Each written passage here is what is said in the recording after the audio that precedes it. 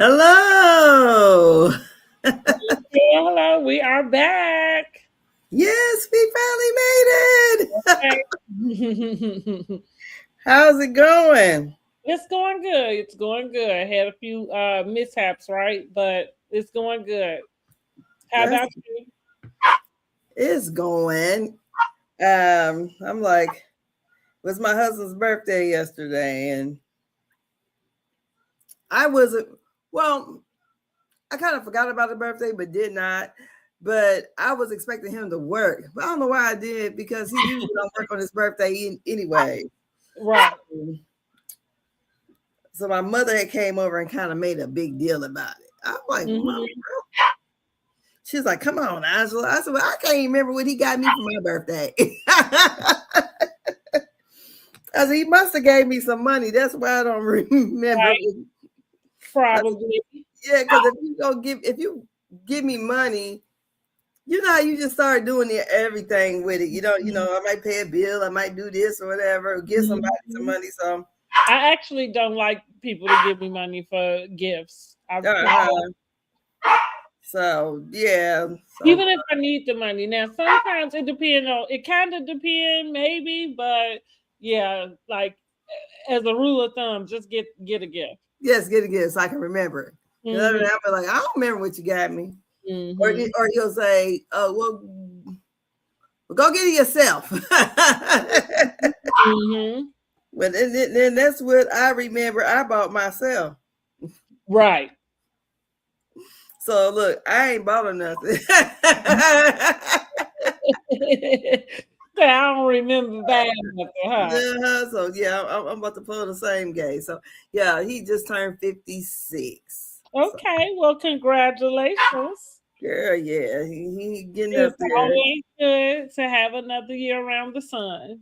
Exactly. I mean, because we all did like Sunday, we did a birthday breakfast. Hmm. Some of his family members and I, because his younger cousin had a book signing at a what was it? At some kind of someplace. Hmm. And because she had published a book. So a lot of his family members came into town for that. So we did that Sunday. And then girl, it is what it is. As these grandkids got me strung out. So there we go. I said, look, and then my living room TV went out. Oh, Or my sitting room TV. that's funny you say that because mine is blinking and stuff when I turn it on, and so and so I was just telling my son like, Lord, don't tell me I have to get a new TV. Like all of this money I've been coming out of, like, come on. Girl, I'm like, because he already kept saying he wanted an 80-inch. And I'm like, well, you definitely ain't putting that in that formal living room now. So um I think it started the last time I really watched Belle Collective, because I still ain't watched the new episode yet. But the last time I watched it, and my TV kind of did something real weird. Mhm. It's like the smart part, like you had to get warmed up or something. I don't know. So we've been like, you have to cut the go TV on, and then you got to take its time because it keeps saying it have to Mhm. update it. Then it finally does that. Then it gets, but like every app that you have on there, you have to put all the passwords back in. Mhm. So then, Yeah. Mhm. girl, Sunday it just completely went out. I said, ain't this about nothing? Because I only can really watch cable downstairs. Because it seems like I need to call Frontier. All of my cable boxes are deactivated, and they charge me Mhm. $300 some a month. Oh no. Girl, so only one that really works is the DVR one that's on the one downstairs. Yeah. And Oh no. I'm so it's funny. Talk about Stone Age. I'm surprised you still paying for cable in general. Like, it was so funny. I had an issue with my phone. I got a landline too. Lord. So, well, for business, I had to have one. So they Hmm. just finally did it where we could go online and do a lot of stuff, but you had to have a landline in the house. Hmm. So one time I had a problem with my landline, and so when the technician came over, he looked at me. He said, "You're not old." Why? All right. Why are you? Why are you? So he I said, "You." feel him, okay? He's like, you one of 3,000 people who still has cable in Fort Wayne. That's I'm why like, when you said cable, I'm thinking, yeah, I'm surprised you still got cable. girl, I got cable. What's funny is I've always been like, I guess, ahead of the curve because I have not had cable in a very, very long time, even before. So I love to tell this story because I just like to go back to Netflix first coming out. But I feel like every streaming service that came out, I probably was on it first. I got all the streaming platforms.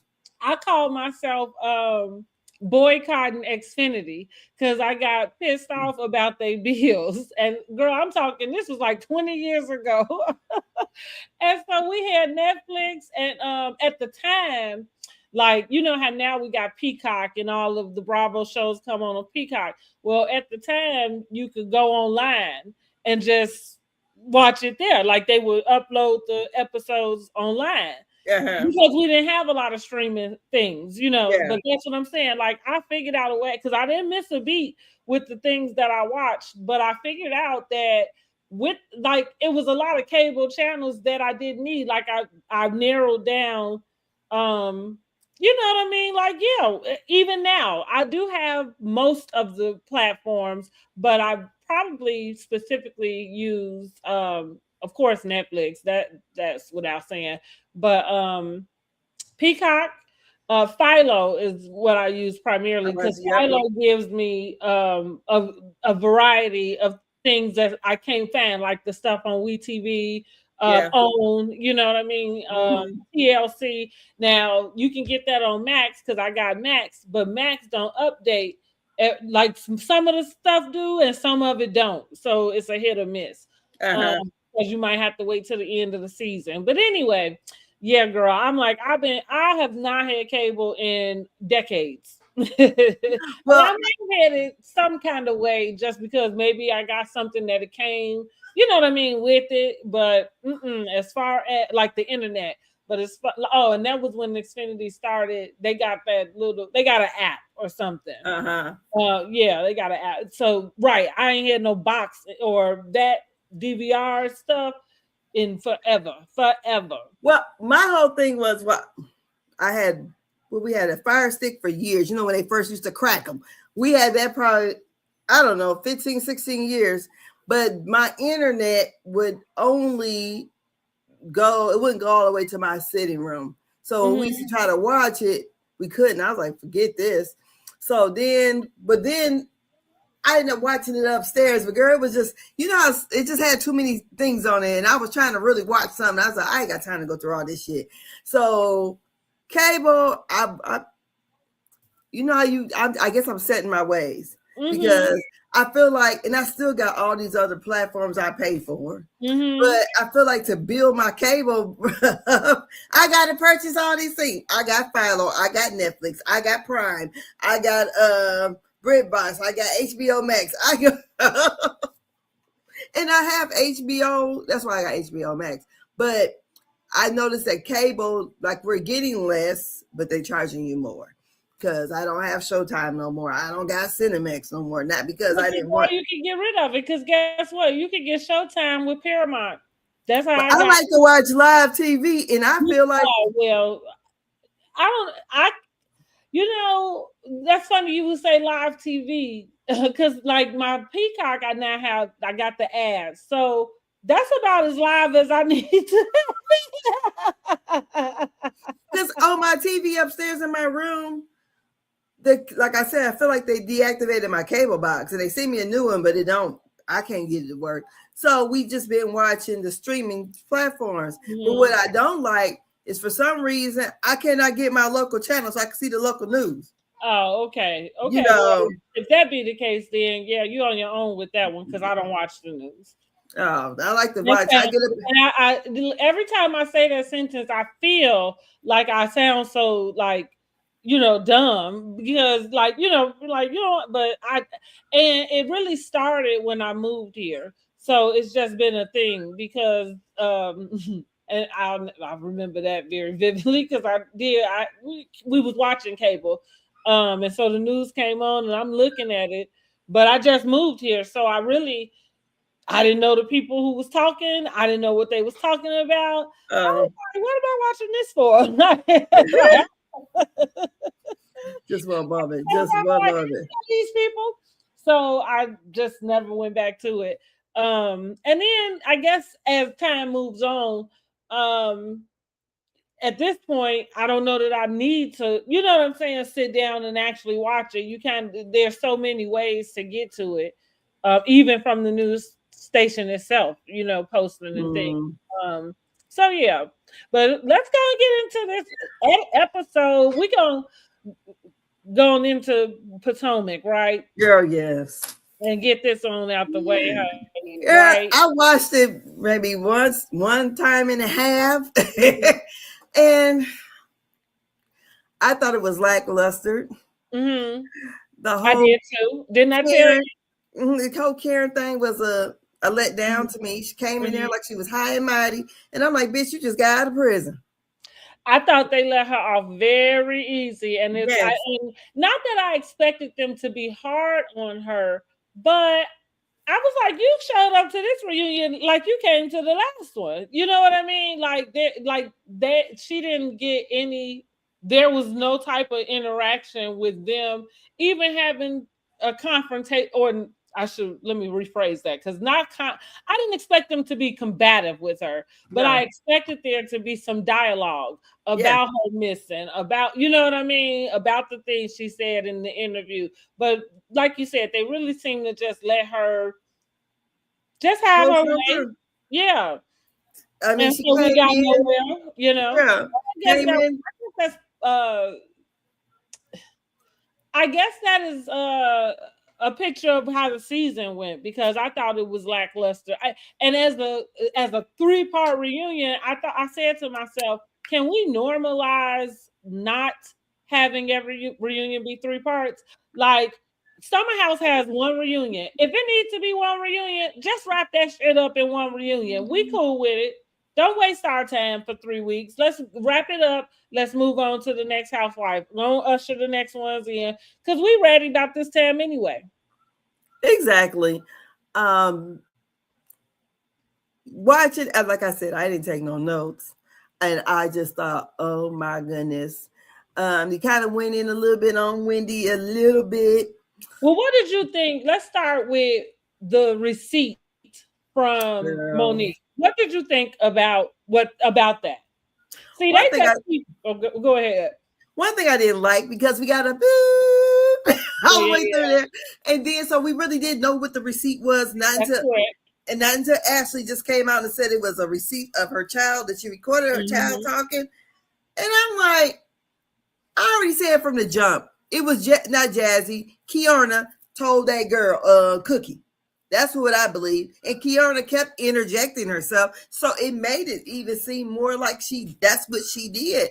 But that receipt, Monique was lackluster. Karen was lackluster. And Giselle didn't have no package. Nope. Mm-hmm. And like I say, I think that's conducive of the season, right? Mhm. It is Giselle, right? Didn't have a package because what did she really, do for the season? I have been on Giselle's side all season. If you go back and watch the other reviews, I've enjoyed Giselle this season. However, we didn't get anything Nothing last week. personal. Yeah, not right. We got nothing from her. Mm-hmm. And like right to find out on the reunion couch, like she candidly says, like, well, I'm dating the congressman too. Well, where was he? Where was, any conversation about it? You know what I mean? Like, why is it that we find out, so casually sitting on this couch?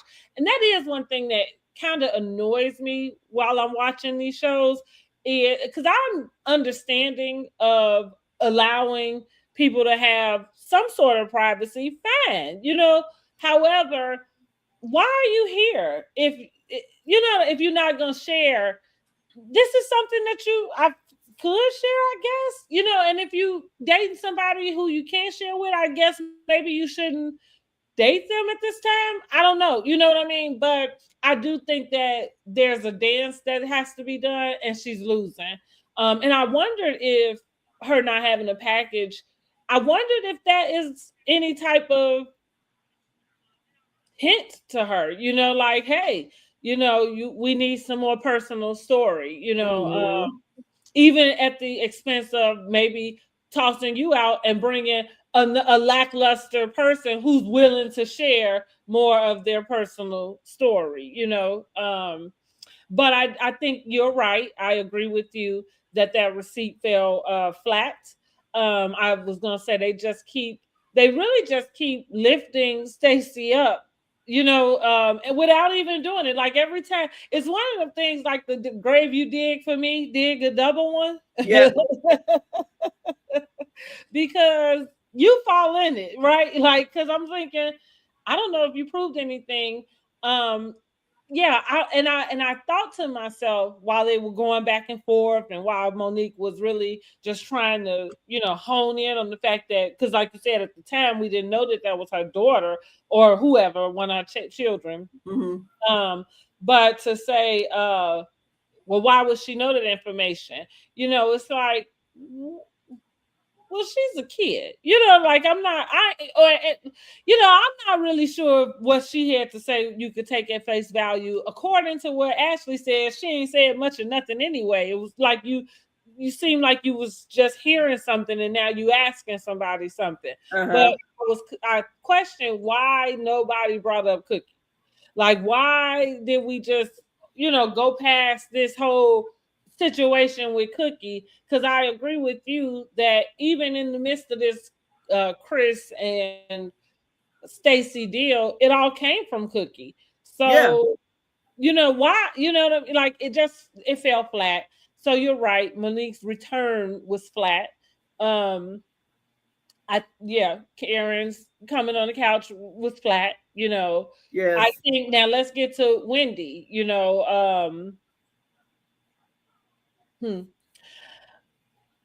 Wendy and Eddie is giving Joe and Teresa Giudice. Okay, I don't really know that. She went through and kind of did her explanation. I have to admit, because we did the whole story, we did the video when they got arrested, and I think we're gonna follow this a little bit, of course, because it's Housewives news. But I think at first we questioning like, okay, how do you get yourself in this situation? You know what I mean? But I feel like they really answered the question because, if you don't know how the bills are being paid and where they get paid to and how the money coming in outside, girl, she whole lying. I don't believe that. I don't believe that at all, because if she didn't know how the bills was getting paid, she would still keep her job at being a professor. She knows enough to know something. And I don't believe that I don't believe that. I think she was trying to flex on them girls and saying that I don't even pay the bills. I don't even know who owned the mortgage. I don't believe that at all. I don't. I truly do not believe that, especially for them to have all them damn credit cards and debit cards and stuff like that. And she can't. I don't believe that Happy Eddie is doing this all by himself. I don't believe that, because if she was a person, I would say that, she prides herself on having all these dang on degrees. To me, that type of woman is not going to sit back and let somebody control every facet of their finances. I don't believe that. I think she did that just to floss on the other ladies when she said it. And I can understand why you. You given great points about why you say that. But what I tend to go to with all that in consideration, because I agree with you about the presentation that she gives us, right? About the smarts that we even presume that 5 degrees obtains you, right? Like you and a doctorate, like an airhead with 5, doctorates, right? So I understand that, but then I'm thinking about people who live in these very confines of marriage, and especially when culture, and especially like having the balance of your man being the head of the house, whether that's presented on the outside. I'm understanding that sometimes something different can be going on the inside. So my point really is that I felt that her explanation like I said, it kind of gave me Teresa and Joe, which would be like, it's possible you could have given this guy, that your husband, because I don't see anything wrong with somebody. Yeah, but to Hold be on, that hold on. driven, You could have I mean, given. what kind of degrees does Teresa Judice have? Was No, she a she professor? doesn't. But what I Okay. the only reason why I'm comparing those two Mhm. is just because of the situation they both found themselves in the sense of your husband is going kind of creating these things. So even when we get down to the actual charges, I'm thinking like, huh, I could see Eddie kind of telling her, like, I could see her in a sense going along with this, and again, I understand smarts. I think we gotta. I think maybe I'm kind of siding too much with a victim type of thing, but I'm saying like I kind of think it is very adjacent to, even though it's not the same level of abuse, but financial abuse is financial abuse. Like she could find herself in that way if she's given up that type of power to him. Clearly, However, it could be a ploy also, because I think today we know that they have the cases separated, right? Mhm. So with that being said, because I went back and watched today, because that was my first thought, but like you going, kind of piggybacking, because it could go either way. I don't know this lady, so I can't say if she is or not. But in the court of law, or law, what we say, yeah, in the court of law, it's not what you know, it's what you can prove. True. And so what I'm saying is that that explanation she gives, that could make decent enough sense. You know what I mean? And if maybe they agreed, Eddie take the rap, then he take the rap. Maybe Okay. now looking back on it today, now that we know that those cases have been separated, that makes more sense. Because going back to Joe and Teresa, right? That I don't know. You say you didn't know about their situation, but it's a similar type of thing. I think they had like tax issues or something like that. Mhm. And bankruptcy. That's what it was. It was something about they lied about their bankruptcy or something. And so that's how he ended up with 3 years. Teresa ended up with one. But that they separate. So I'm saying, yeah, it's a good defense, because somebody got to be home, and But the kids, I understand that too. about that, you know what I mean? And so that's what I like. I can go along with that, so maybe they took a play out of that, because to your point, when it came to Teresa and Joe, it's very much more likely that Teresa's just signing away, and you know what I mean, and like you said, not having. But I'm going back even with her, because there's other people who in her that are from Jersey that wouldn't be that way, very independent, and always have been married or not. But I do think the Italian, she got that family thing. They lean into it. You get blind, and now you've been taken advantage of by your husband. But the email that he sent to her, Well, yeah, like, that's- so yeah, somebody got to be home with the kids. But Wendy, I don't believe not for one damn minute, because if for a person to hold as many degrees and a doctorate and to be on this show, my first introduction to Wendy, I say, was on Roland Martin, then on MSNBC. Okay, so I met her as a political analyst. So a person to me that is that strong will and that knowledgeable, I just cannot see her just going, okay, I got all this going on, but I'm gonna let you handle my contract at Bravo, because you don't know about the. so I don't think the two things But if he's over all the monies, he don't, because she said she don't know how the perfect. money go. That's what she said. So it's not. So that doesn't mean that she's allowing him to handle her contracts. What I But am, I'm talking about he might as well. He's handling all the finances, but so he's but that, there.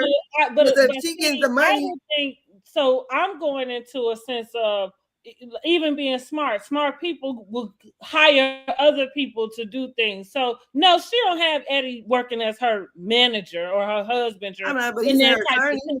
I'm not saying it in that way, but what I am saying is, as a household function, I could understand her giving him that type of leeway about being even though your money, because if whatever he's doing is your money. You know what I thought to in my head, and I hate to throw Eddie under the bus like this because he's I don't have any reason outside of outside of this situation and me just, coming up with these thoughts. But when I thought to myself, I said, I wonder, she been thinking he a lawyer and he work. I wonder if her money been filtering in and everything they've been doing, he's somehow kind of like how about Ponzi schemes or whatever, but he's somehow been using her money to filter it in without her recognizing, because you're having access to whatever it is you feel like. If it add up. You know what I mean? Like, so if you feel like you able to get whatever and everything is happening, when you want to remodel, you able to, when you want to move, you do it, whatever. But this guy could be not being what you thought he would. I mean, and to me, it's like, well, clearly something, you know what I mean? Why else would a person even commit insurance fraud? To get some money. Because they're in debt, yeah. Yeah, right. Yeah, to get some money. Yeah. So so that's kind of, and I think she already knew. Crime shows. I know. I think she already knew. I don't have no reason to think that Eddie is that type. But that's the deal with these shows. It be the people you don't really think. You know what I mean? And so, it's just all a possibility. So, hey, I thought Wendy, I thought it was interesting the way that she presented. Yeah, I definitely, if I was her, because I know Eddie kept pressing, but I would have been, look, this is an ongoing litigation. Everybody else does it now, and I'll give you for doing it, but everybody else does it. And generally, I think all of us would agree, I've never been through this thing like that on that type of scale, but we all agree that it probably is the smartest thing, because so they are watching, and you know what I mean, and they can use whatever you say against you, exactly. So honey, it would have been mum's the word. That's what it would have been with me. But that and just the whole Chris of it all. I thought they just keep, like I said, but it just keep helping Stacey rise to the top. My thing too with the whole cease and desist, he sent that to Monique because Monique, you got a whole fucking book out there, lady, and you're on TV. He don't want you out here. You already said in the book he was knocking you upside the head. See, and that's funny how I forgot about that, but you're right. You're right. That is it. Yeah. Forgot about that. Yeah. So she comes on here with her earthly self, and I'm like, God.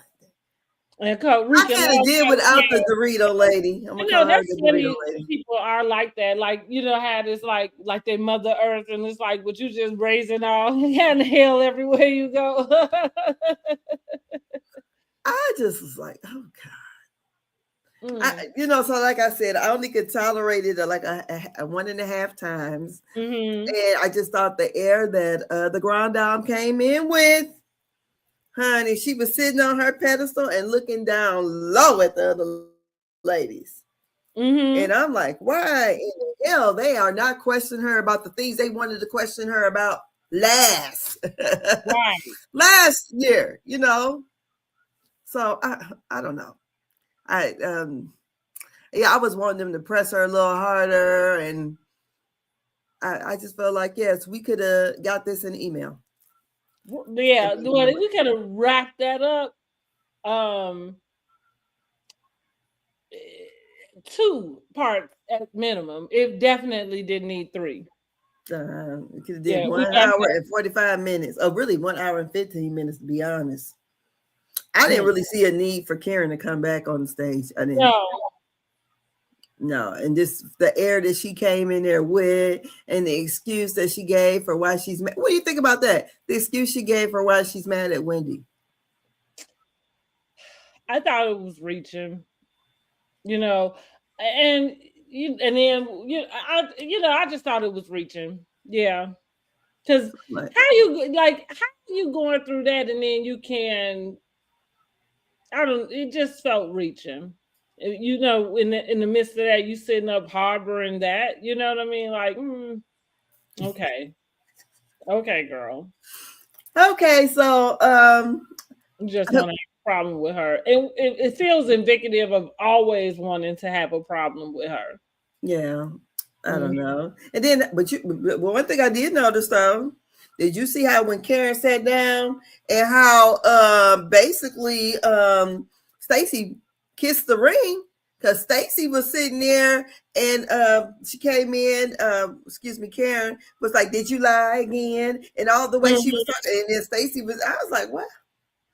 Yeah, I dismissed that because I thought, again, how are you coming in questioning anybody? Because I would have been like, "Didn't you just get out you of jail?" here last year? Like, why? And how are you talking about anything that even went down last year? Like, you didn't even come because then you lie with your wig all the way back here. Right? Yeah. When you gonna be vindicated? Where's the vindication, honey? You know, I'm glad we did our Housewives Awards. I think we got it right. I'll be looking forward to getting ready to get us the Married to Medicine Housewives Awards going so we can start voting on that so we can get ready for their reunion and seeing how their season is going to fare and what we think about what they're doing on here. So yeah, I'm done with Real Housewives of Potomac, honey. Good luck. Good luck. Girl. So this episode right here, we got the 5 love languages. Yes, the 5 love languages. Girl, let me put this right here, girl. But Eugene pissed me off through this thing here. I ain't gonna lie. So I got this dedicated to him. Here we go. There's another way, Peter. You don't get involved in the women business. You know there's another way. Peter need to stay out of women business, honey. Turn into old shit. Okay. So Eugene needs to stay out of women business. Okay. He's turning into an old chick. And I just like, when I watched it, I'm like, damn, he really wants to have her come. Because I feel like Toya and Heavenly are two of the same type of people. They're the same person. Heavenly may be a little bit more in your face with it, but they are the same type of person. And he's down for his wife. But when she do the fuck shit she do, he sit there and just, I'd rather, him not say nothing or want to get into shit like Damon. Damon sit back. We know this is a TV show. We know our wives got to entertain. Why are you all in your feelings? I just don't understand that. Well, here's how I see it. I don't think he's in women business per se. The only reason why I would say that is because when Heavenly attacks Toya, she uses Eugene. And I think that Eugene, I feel like without him having the right words, basically that's what he's trying to get Damon to say. Like, that's why he wants Damon to maybe say something or get involved, because if it's them two going back and forth and they just going back and forth and it ain't she didn't use Eugene on this trip. I'm not saying that she did. I'm saying I think that is just the predicate. Like, it's already a problem. Yeah. You know what I'm saying? Like that. So this is what he's talking about. And so at this point, now that we're here at this like it's just a power on, right? Because now you won't let her. You won't let her run the thing. She can't. That's why Dr. Jackie came to the room. Well, listen. I get it. I'm not saying that she can, but what I am saying is that Heavenly is being antagonizing, and she is. Now, she hasn't called out anything specifically towards Eugene. I wouldn't say not that it's not coming, But I'm backing Eugene up to say, I know why he wants Damon to say something. And that's really what it's about. Is to that say what? Because he said he's tired of people lying on his wife and disrespecting her. Mm-hmm. Heavenly said that whatever the first gala, they asked for the $1,000 and they couldn't give it. Mm-hmm. He said they gave the wine, which basically she was like an Avon sales lady or whatever. Mm-hmm. So you gave what you already had.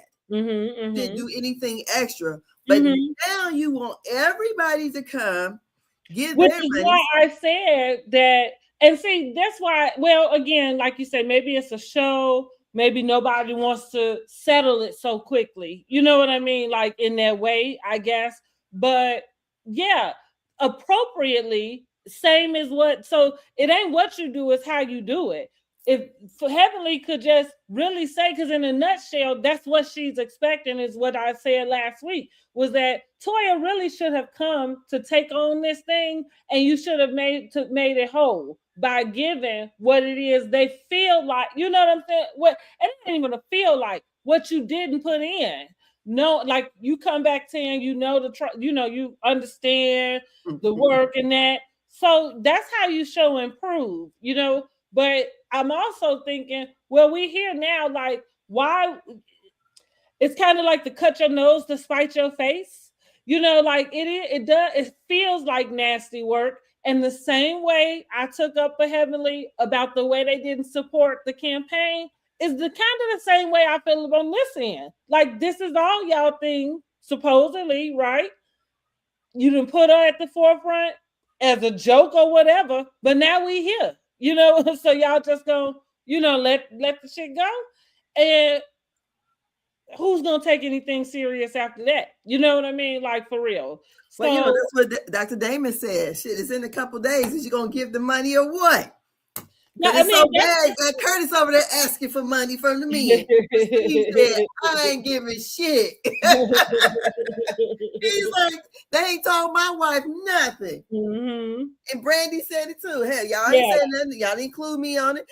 And from what they were saying, I can understand Brandy and the other one, Angel, feeling that way. Yeah, I can understand that from them. But I feel like they should just, and they should have said that to Toya coming in. Like, so here's the deal. It kind of is not even a Heavenly and Toya thing. It really should be a Jackie thing, because if Jackie is the one that put her in charge, like, what was the expectation that Jackie had? You know what I mean? Yeah, to teach her a lesson. This is a hard lesson learned. Well, I mean, right, but at the expense of the entire event, that sounds silly. That sounds immature for 6 women to decide that. That's crazy. All of y'all agree that you would sacrifice this. Well, because they why she came to Dr. Heavenly is because money bags. Mm-hmm. Like Dr. Mimi said, who got the biggest bank over there? She believes is Dr. Heavenly and Dr. Damon. Mm-hmm. Last time, either was Dr. Heavenly and Dr. Jackie. They both came together and put up $20,000 to secure everything. Mm-hmm. And then whatever they got back at the end of it, they got the money back. I guess the whole thing is probably more than likely the reason why they need the money so bad is because Toya probably ain't gonna put up nothing. That's why I'm going back to, why would anybody be surprised if she didn't put up nothing the first 2 years? So that's why it's like, well, if there is a problem in the group and you got a problem with who at the front and what it is she bringing to the table, then why don't you check back with the person who put her there?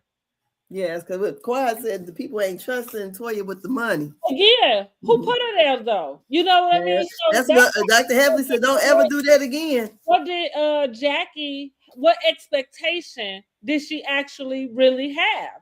And how is it that you didn't prepare? Like it. So I can understand Eugene feeling bad about that. Now, like you said, maybe there's a way that you don't go so hard. But I think it's kind of like the Will Smith thing. They tired of being the butt of the joke. Like you literally sabotaging my wife.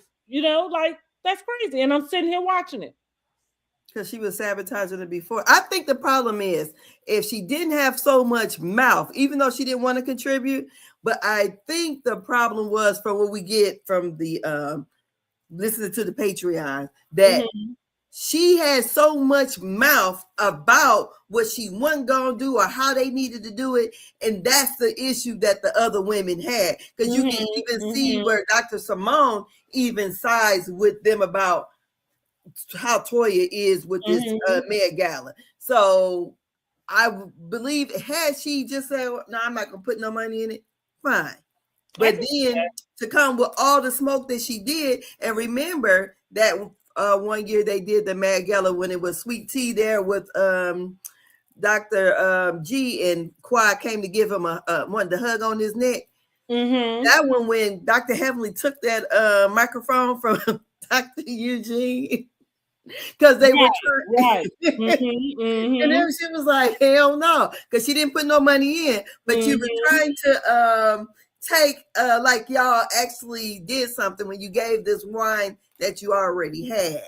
So I think that's the pushback they're having with Toya, and that's why. But as we, so I just feel when he wanted to have the conversation with Damon was like, he's not here for the negativity. He already know how his wife is. He already know what it is.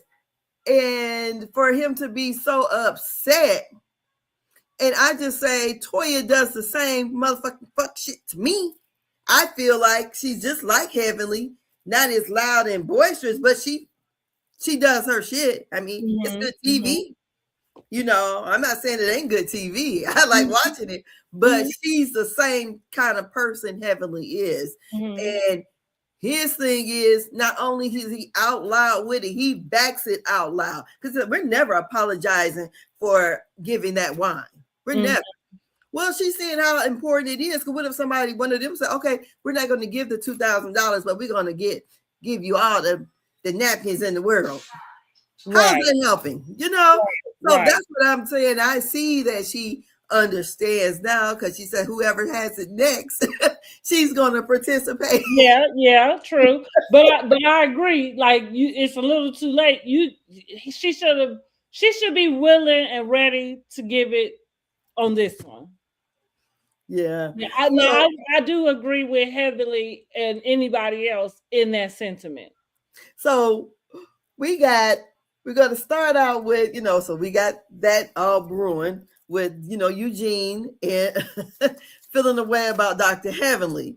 So we have Angel on the phone with her friend was Bernard. He's letting her know that he's going to make it to Jamaica. And we also have, we already talked about all that, Eugene and Toya and everything.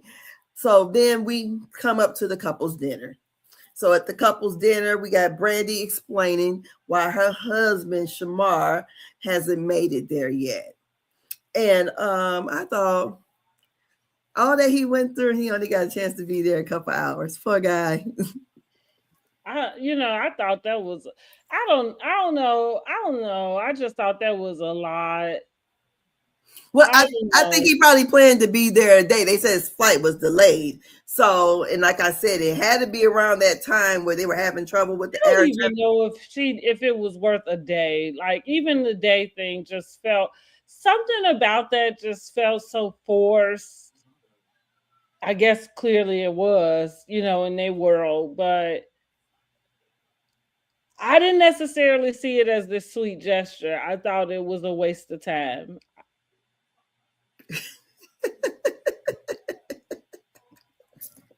He's trying to help his wife stay on the show. I'm just saying.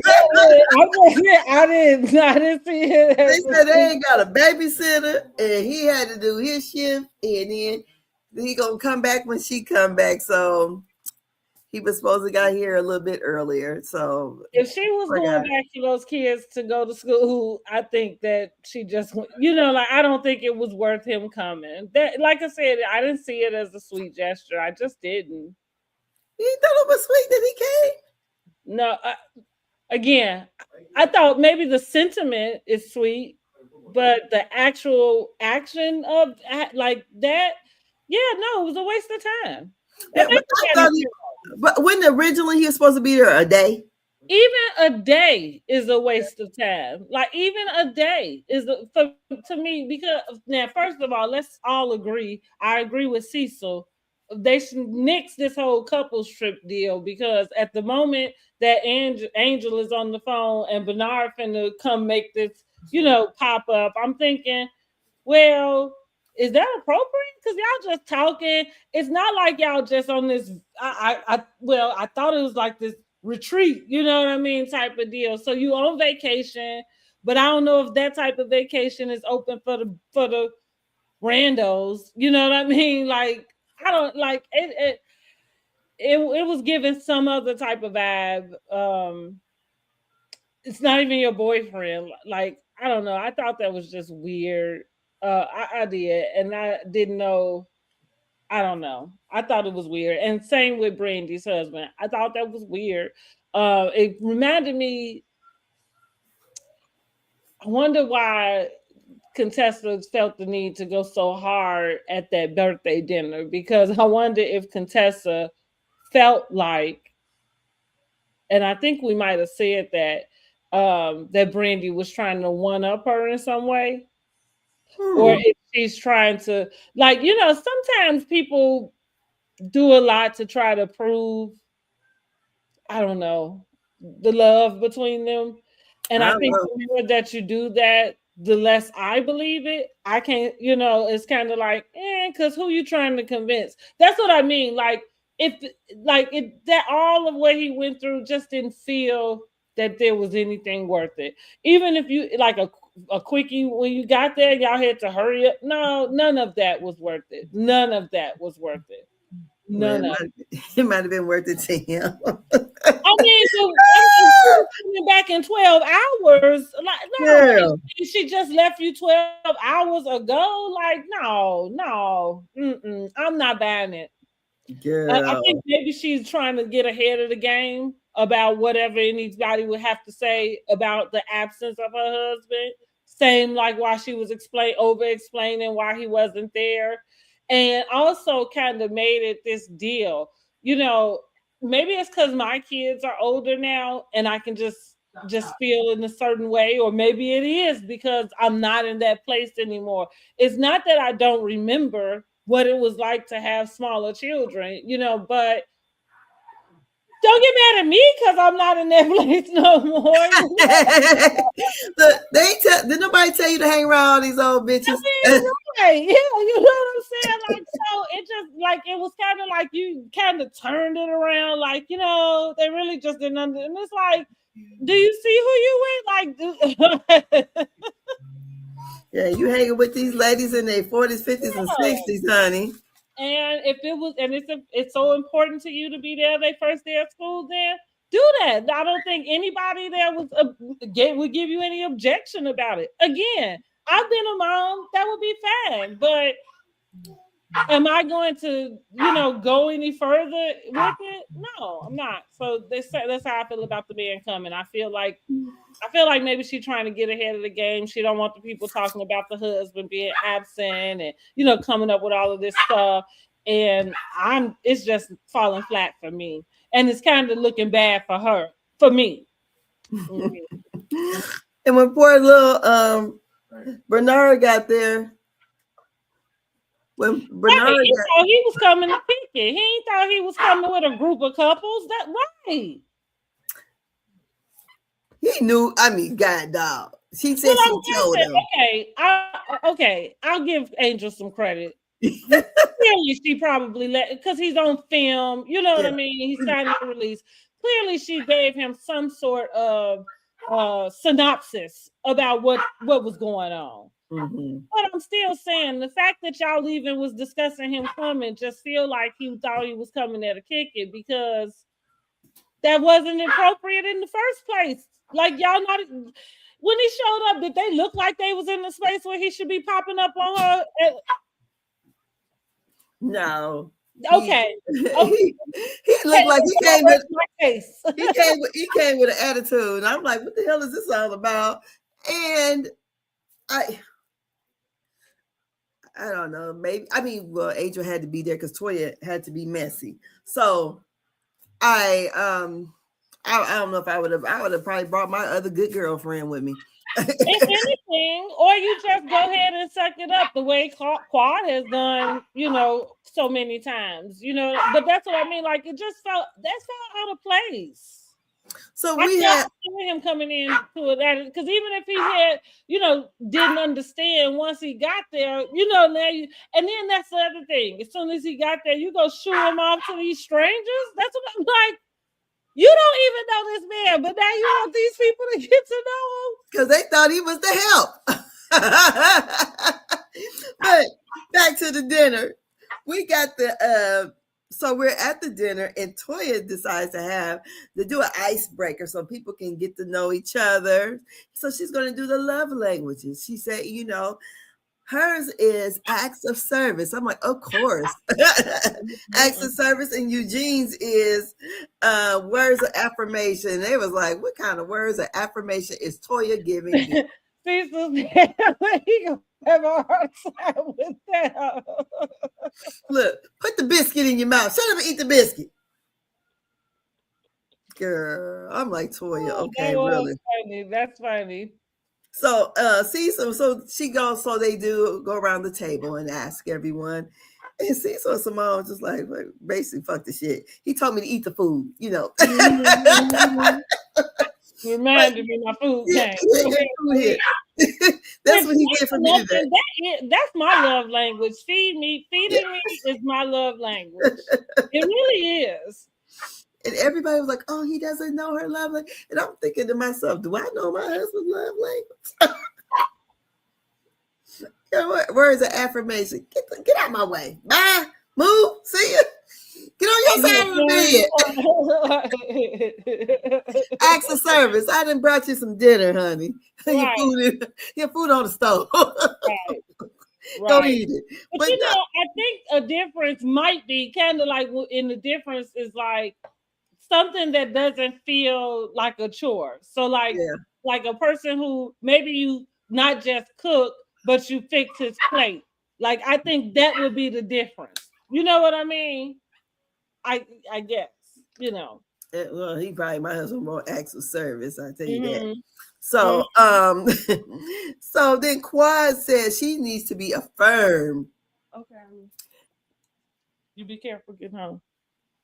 Quad says she needs to be affirmed, and King says he likes active services and quality time, unless they are mad and they stay at separate places. And Dr. Contessa says something going on over there. He said something's going on because they don't seem like they're quite right. She, my man, and he ain't my girl. So something going on over there. So then they asked Dr. Heavenly. She said physical touch. And honey, she was bragging that she got physically touched that morning. Curtis said physical touch too. Dr. Mimi says she needs words of affirmation. And then Steve was like, baby, you look good in that outfit, and I can't wait to take it off of you. So he was laying it on thick. So what do you think about Steve and his words of affirmation to Dr. Mimi? I think, I like Steve and Mimi. I think sometimes they can be a little performative. Yeah. But Jordan down, Mookie. But whatever. I feel like the one that stuck out to me was Curtis and Jackie. Mm-hmm. Because Curtis has been missing a lot this season. Mm-hmm.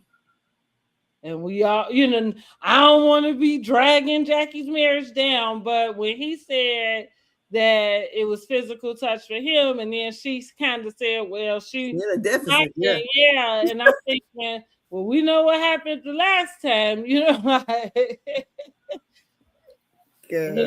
showed up late. And see, the way that he came to the trip for me is different than the way Brandy's husband, and even, of course, the guy Bernard.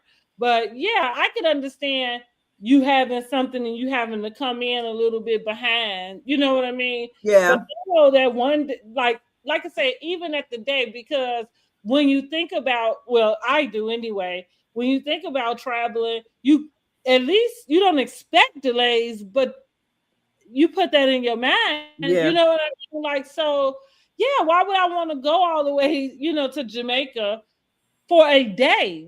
Like that doesn't. If at anything, it would have had to been a plan to be there overnight. You know what I'm saying? Like, so if the delays happened, then it would have made getting there worthwhile because I'm spending the night. You know what I mean? Like, so now I got to leave back the next day. Fine, but anyway. So back to Curtis, but they stuck out to me in that sense. And then Quad and King, I guess, because I kind of just got my eye on them so much more that I'm, because I've already said that I think they actually broke up at that conversation, or maybe that was the beginning of the breakup for sure. Yeah, definitely. I think they, I think we watch, we might be watching the actual breakup in real time, and that's the reason why it kind of came out the way it did. In the, also outside of them wanting their own privacy. Those are the two that stuck out for me. Okay, so we're on to the next conversation.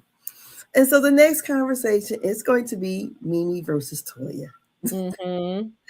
Toya asked Mimi how was her stay. Well, I'm glad it's nice because from what I understand, you didn't feel safe around me. Mm-hmm. And Mimi is like, no, that's not the way I meant it. I wanted to know what kind of friend you were. And Dr. Simone was like, no, I said it the way you said it because of the interaction that you have had with her. You wanted to know what kind of, are you safe to be, in a safe place with her or whatever. So, it was a word salad and everything. And then Dr. Eugene says, in order to get to know someone, you have to be around them, But I thought Toya definitely went off on her for the wrong reasons, So, Toya is never going to take accountability on that, So, what did you feel about that whole? What I would give you is Toya is being a terrible host. It reminds me of when Heavenly hosted the the couples. Yeah, and then you attack all the couples. Like that's kind of what it feels like here. Because I'm a love expert. Right. She just called him out to the carpet and pulled all these. Like, is this like? Are we going back to the room to fight? Or did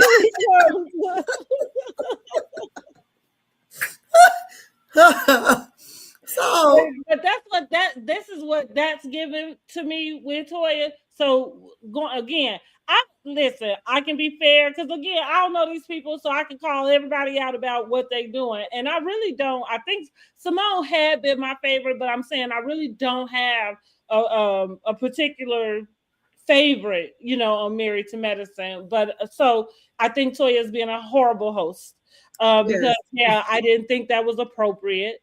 And even if you wanted to ask and figure out something, I think that was something you could have did away from while it was only women there, or you know what I mean? What in a different setting, not while y'all all trying to break the ice, honey. That's one way to do it. So then we have her being a horrible host again, right? Because that's what I really want to do into with. Then you pull, Angel, which was stupid. Right. The whole explanation of this, but they're playing a game, red flag, green flag, okay? And she talks about, basically not speaking or doing the quiet treatment or whatever, and also the hall pass. I was like, okay, Toya, whatever. So then we go over. She started talking about the people use boundaries as an excuse, not to grow. And it was like, okay, that would be a red flag. And then it was like, someone asked, was it Dr. Contessa, I think? Can we get an example? And she uses Angel situation. I didn't understand where that. I'm like, what? Yeah. She said, I don't want to do it. Oh, I can't do it. Do it, Heavenly says. Mm-hmm. And here we go. Mm-hmm. You sat there and thought just because this woman that you may introduce her to someone, that she's supposed to stop her whole dating life, and then tell the man in his face that she told you to introduce her to someone. And Angel makes it, no, bitch. I can get my own man. I was just being nice. She said, but I done been married, I done been engaged before, and I ain't got no problem in that dang on area. And Toya go, you just knew though. No, knew for what? They ain't got nothing to do with it. She said, well, in my 20s, I had girl code, but now I'm a grown ass woman. And just because you want to see this person and still want me to hook you up, no, I'm not with that shit. So I'm like, okay, Toya. I have a two-parter. On one end, I understand where Toya was coming from. Again, it's just inappropriate the way that you pull out stuff, So number one, what she did at that table with that guy was absolutely wrong, and none of the explanations she had for it warranted that, because that just shouldn't have happened.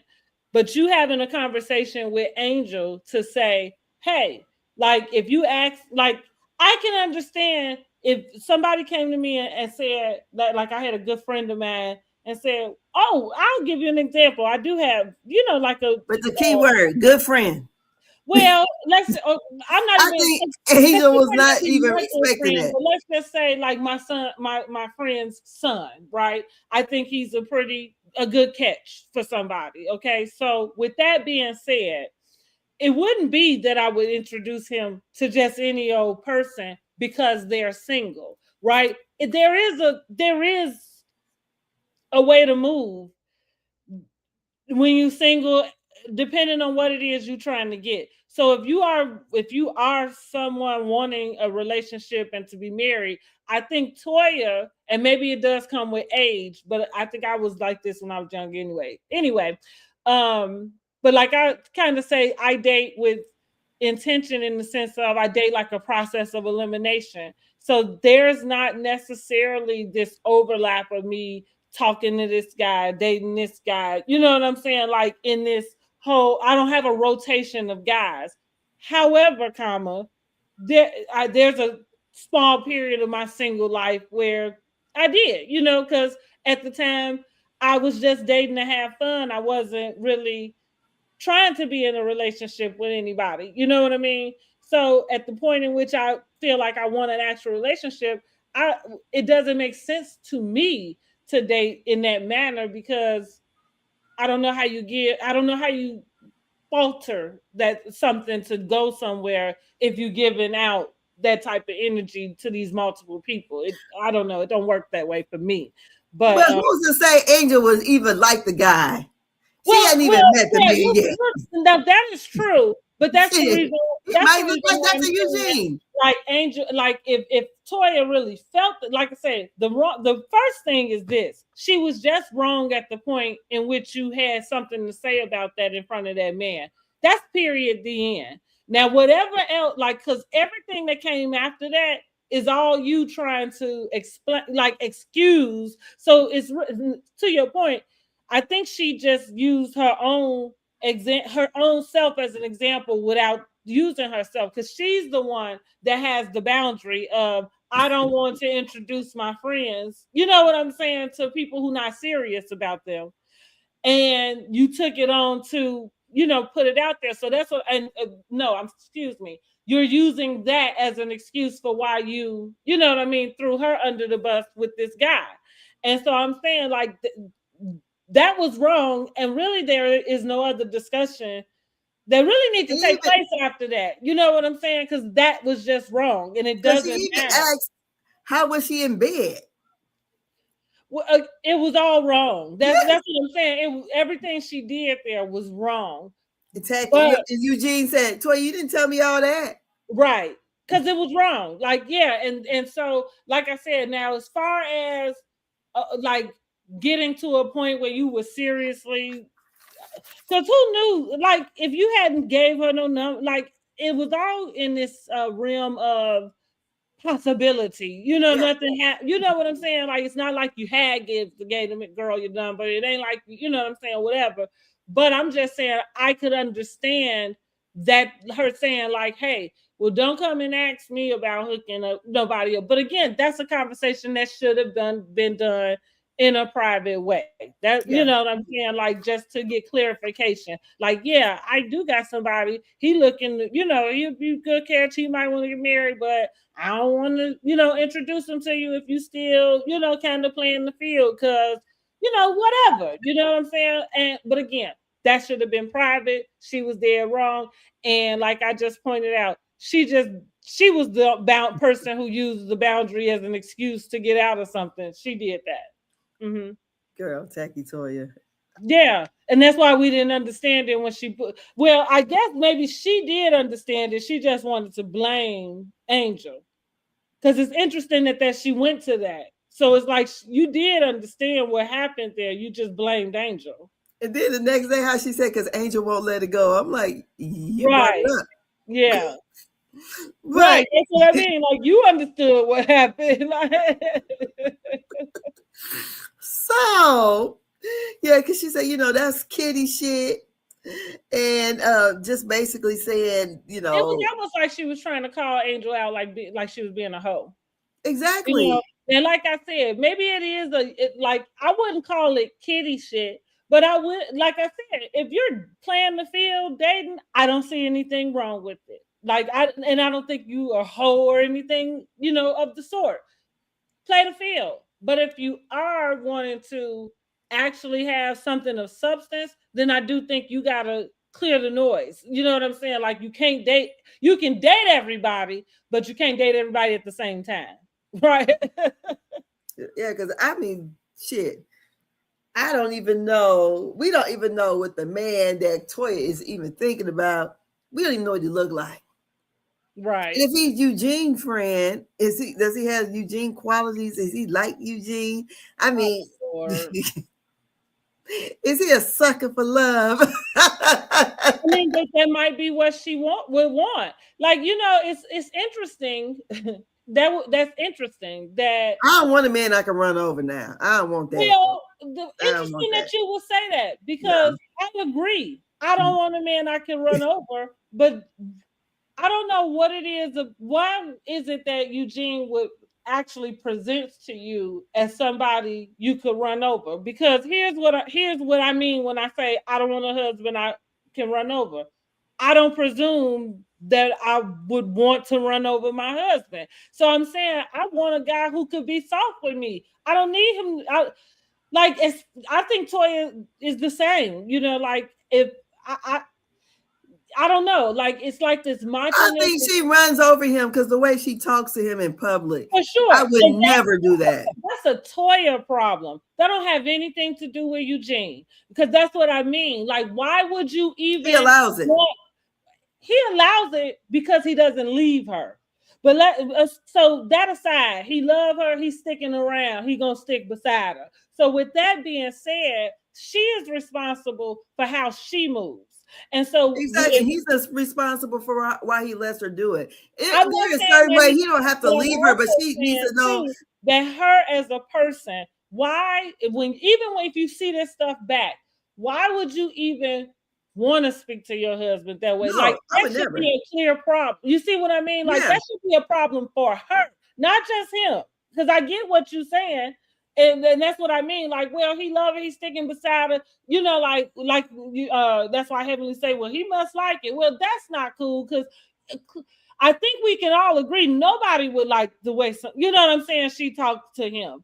But I'm trying to figure out, like, if this guy is sticking around and he's still being good to you, he not bopping you upside your head, he not talking to you crazy, because that would be different if, you know what I'm saying? Like, it was that type of thing where he was talking crazy and she talking crazy back. So I'm saying, why don't you view yourself as the problem in that? Because, why would I want to talk to somebody who treats me so well that way?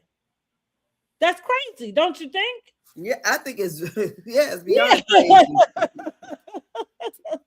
Yes, you got the man over there working day and night, and then you want to tell the man eat a biscuit and all that kind of. The only way I'm gonna talk to somebody like that man is sending me through hell. Okay. And not only that, it would be, first of all, I just would never, even if it was, I just would not do that on TV. I wouldn't do it. I don't do public embarrassment. So I want to treat you the way I want you to treat me. So I'm not gonna sit here and disrespect you in any kind of way. I'm not going to give them fodder so they can talk about our situation and or what is or what they think or whatever. I'm not going to give you that. So whatever we saying behind closed doors is closed doors, but I'm not going to, I don't care how the hell I may feel. I might say it in private, shut up and eat a biscuit, but I'm never going to say that and disrespect you in public. I just would not. I especially a man that, from all appearances, it seems that he loves her stinking ass draws. Right. You know, so I don't know. And that's my point. That's, like, again, I look at everything twofold, and probably because of some of what I've been through with my relationship, in a sense, because I think I put up with a lot that I probably, I should not have. And there is some self-accountability that has to take place with that, right? When somebody not talking to you properly, you know what I'm saying, not treating you right, like you do have to take in an account for why did I stay, put up with that. The other part, though, is I don't let nobody off the hook for your behavior, though, like, because like if I'm too nice, if I didn't have, you know what I mean, like the strength that I needed, that still don't give you the position, like to take advantage. Like you still dog wrong, you know what I mean, like that. And that's just the bottom. So that's where I'm saying that with her is like, no, there's a problem with you in the way that you don't honor. I mean, maybe you say you do, but I don't think that it shows up the way that I would view honor. Like I said, why would I talk to somebody who treated me that way? Why would I talk to him that way? That's crazy. Right. I wouldn't. I wouldn't. And that's me in general. Like I'm a Gemini, and listen, it's up to you what you get. I'm always kind, and so I'm like you. My rule of thumb is I'm gonna treat everybody how I want to be treated. I don't care who you are, from the top to the bottom, like it's like I show everybody kindness. Because I understand we are going through something. Like but there's this, there is a side, and so and they had to get there, like, and so it's like, hey, I give you what you give me. Now, don't play with my intelligence, and then don't, like, if you give me the energy, then I kind of might respond with it. That's all. So it's up to you what you get. But no, for the most part, I'm never going to talk to somebody crazy as long as you're not talking to me crazy. Yeah, I'm not either. So as we move past that, Toya's wrong. Toya goes, my husband wants me to be nice. Because before we get to that part, when she was during all these explanations or whatever, that's when Dr. Heavenly interjects and says, this bitch is fucked up. She said, Toya is full of shit. And so then Toya goes, my husband wants me to be nice. Then Dr. Jackie says, hey, ladies, we need to talk about the Met Gala. So the guys all go over to, area with the guys. So the women, they get ready to talk about the Met Gala. And Dr. Heavenly in her confessional says, Toya has got on her last nerve with this Met Gala, and she is ready to unload on her. So Dr. Heavenly also said that that Toya is running it into the ground. Brandy says basically she ain't, that nobody asked her for her opinion, so she's not going to donate.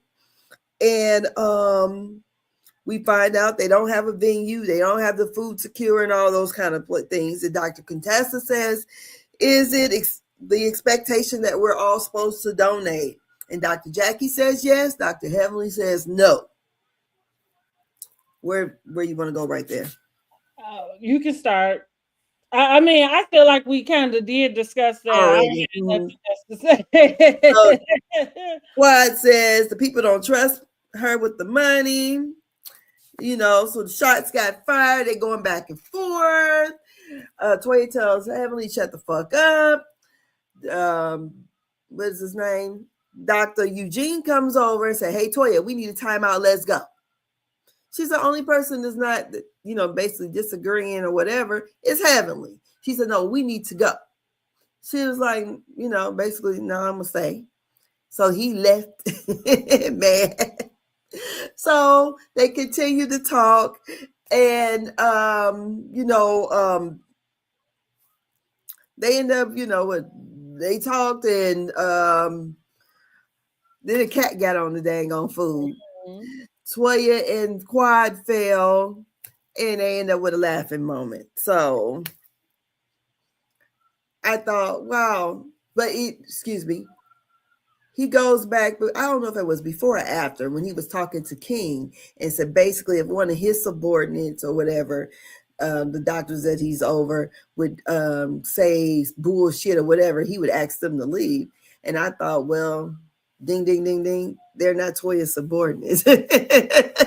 You know, this is a whole different situation. It's not a work situation. Mm-hmm. So they're not going to, Toya's not going to get that. Well, I think what he probably just want to reiterate is, even though they're not her subordinates, and you're right, they obviously are not, but just being professional, trying to put together something, you know, it's kind of like, y'all not getting nowhere, you know.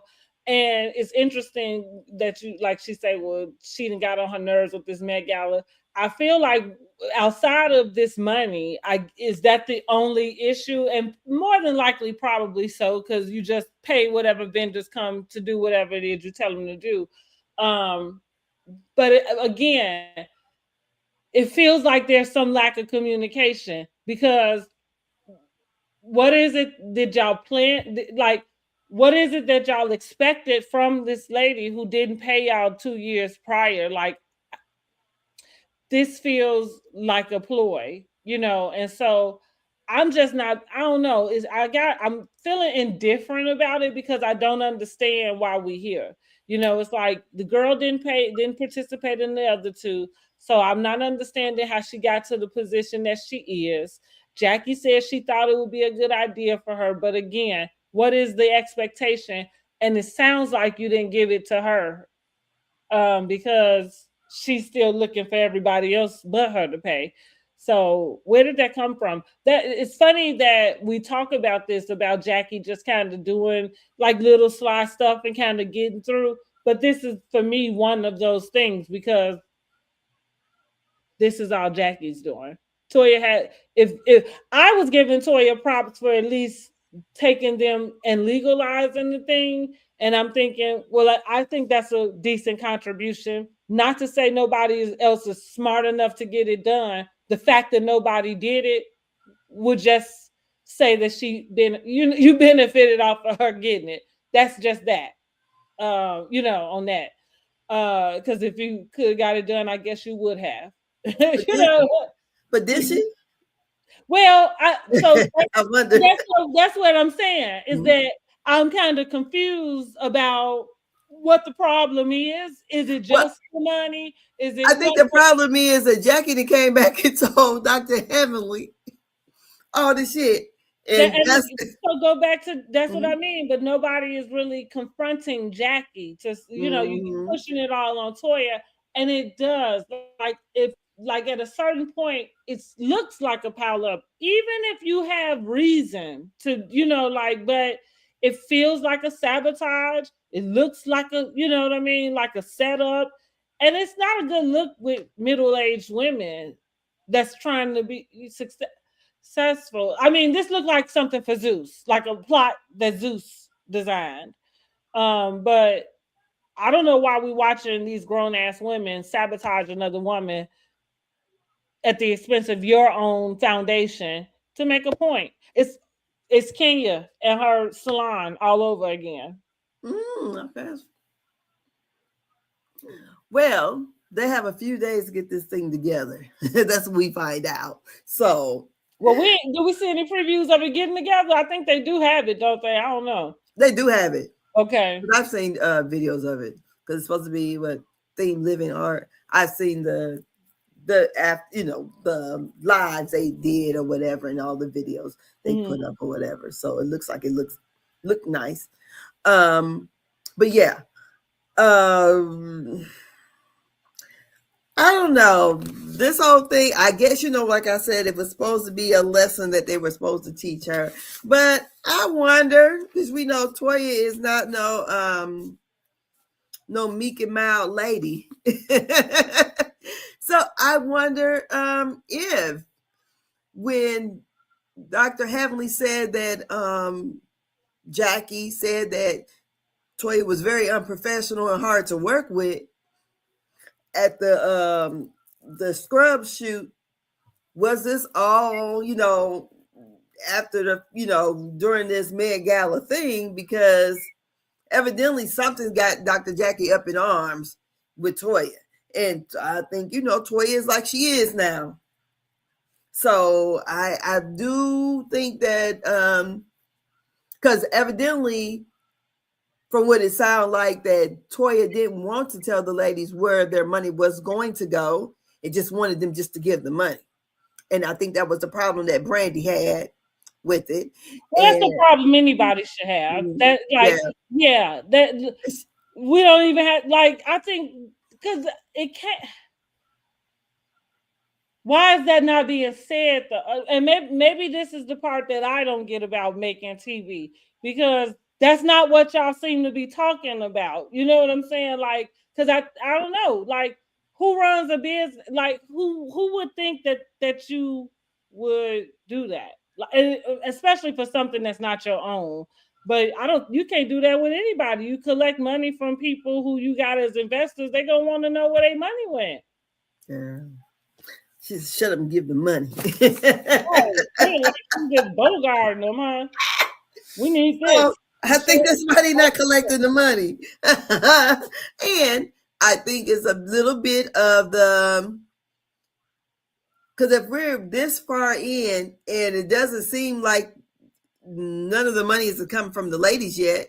So has Simone donated? Quad hasn't, and it doesn't seem like Contessa has. So if it's that's what I mean. It's not, we're not getting any real details. Yeah, we're not. So I like to, and that's why I said it just looks like a sabotage to me, because you're not giving me enough details. Now Toya is already asked, wrong, backwards, whatever, but still just give the details. You want us to follow the thread? Give the details. Mm-hmm. So then we go to the next day. And so Dr. Eugene, he's still, is feeling a way about it. Bernard arrives with an attitude. Shamar arrives. His plane was late. He got only a couple of hours to stay. And I was going, he's a nice looking guy. And then so the women are going to go on some kind of raft and a massage. And the men are going to be on the beach with the massage. The ladies were kind of a little bit, taken back with the fact that this is not what they thought they were getting on, and Dr. Jackie said, "You want me getting that water?" So it is what it is. I've seen people take those kind of, rides. My son did one when they went. Mm-hmm. So, that kind of annoyed, that little scene annoyed me with them a little bit, because it's just like, I don't know. But Toya tries to be so bougie. She does. I think that was an idea that she thought was bougie. I'm talking about the other ladies just kind of having the like all of that stuff. It's just like, get with the program. Come on. It didn't look bougie though. That's what they said. According to the grand things she liked to do. So when they get to the men, like we said, the guys are getting on those sprinters. What's his name? Bernard arrives. Dr. Eugene's like, shoot, I thought he was one of the help. He didn't know who these people was, and he wanted to know, hey, where we supposed to be going? And then Dr. Eugene got to explaining what the guy's going to do that day. So, and Cecil was excited. We getting some massages. And I thought it was cute. Look at all the men getting their little massages. But before they get there, Dr. Eugene says he'd like to have a word with Dr. Damon. Dr. Damon was like, it's always me. Look, I'm not for no, I'm trying to have a good time. I'm not for no negativity. I just ain't with it, So they go to the beach and they get to talking about this thing. And Dr. Eugene brings up the fact about someone says they wanted to see it fail. Basically, I guess he's saying Heavenly said it.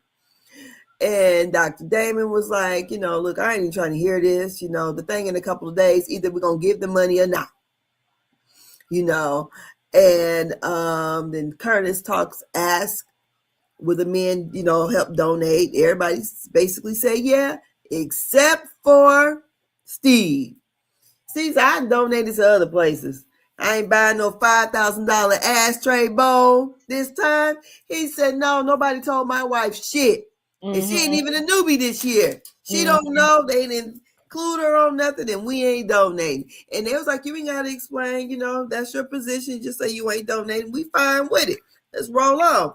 And one thing I will say, King said that was right. Let the women handle that women stuff over there.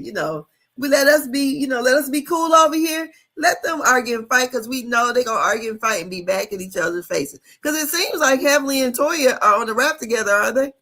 Oh, I didn't pay attention. Maybe. I said, are they on the rap together? But I thought, yeah.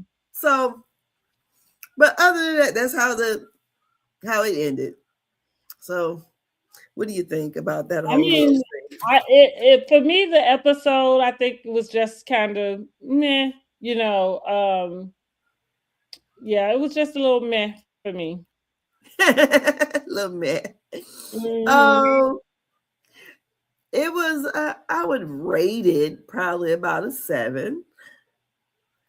I thought it was more entertaining than the reunion that came on prior to it. So even though it was probably more entertaining because they had a lot more spats, but at the core of it, it's like we're not getting, I don't know what y'all really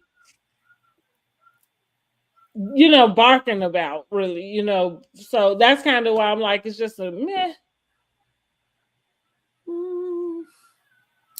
Well, I seem to think that the bark is because Toya is who she is. Yeah.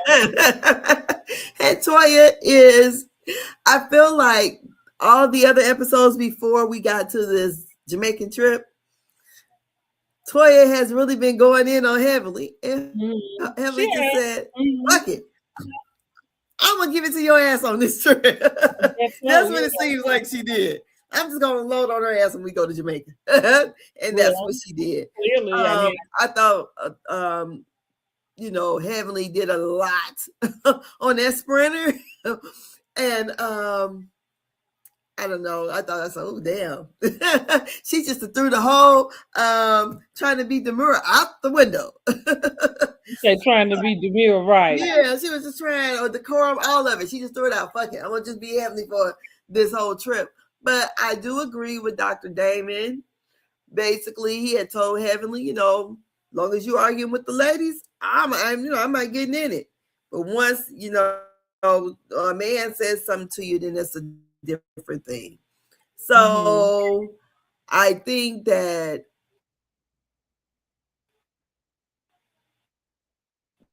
like you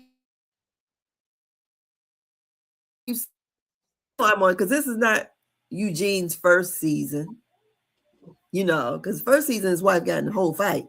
So I feel like we know this game that they do. He didn't. I'm pretty sure he didn't watch some of these episodes, so he already knows the game and knows what is driving the ratings or whatever. And I just felt like maybe because he was in charge of the trip, and maybe because Toya is the host of the Met Gala, that I'm like, God dang, calm down. I just felt like he was a little bit emotional for some TV bullshit. That's the way I took it. Well, that's why I compared him to like Will Smith in the Oscar slap, because I think it might be, like I say, a culmination. Because like you said, maybe it is because it's the cash trip. Like they kind of got this forefront. Not that they've ever been in the background, you know what I mean, per se, but just kind of at the point where you just tired of being the butt of the joke. Like every season is they moved. You know what I mean? Like every season there is something that is being picked apart with them. And maybe he just is kind of like getting fed up with it. Well, it all starts with his wife.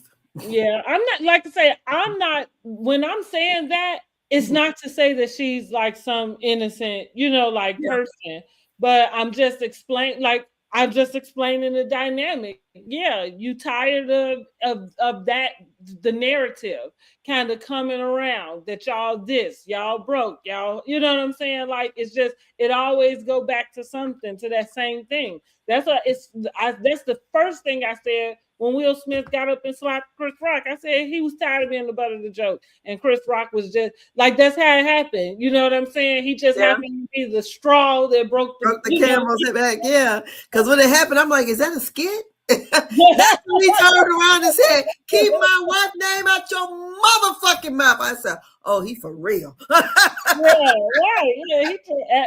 And funny thing is, I said that without seeing it. I was driving home from somewhere. My cousin called me. I'm in the car. And that's what she said. Because she said, you watching the Oscars? I said, no, I'm on my way home. Woo. She said, girl, Will Smith just slapped the shit out of Chris Rock. I said, what?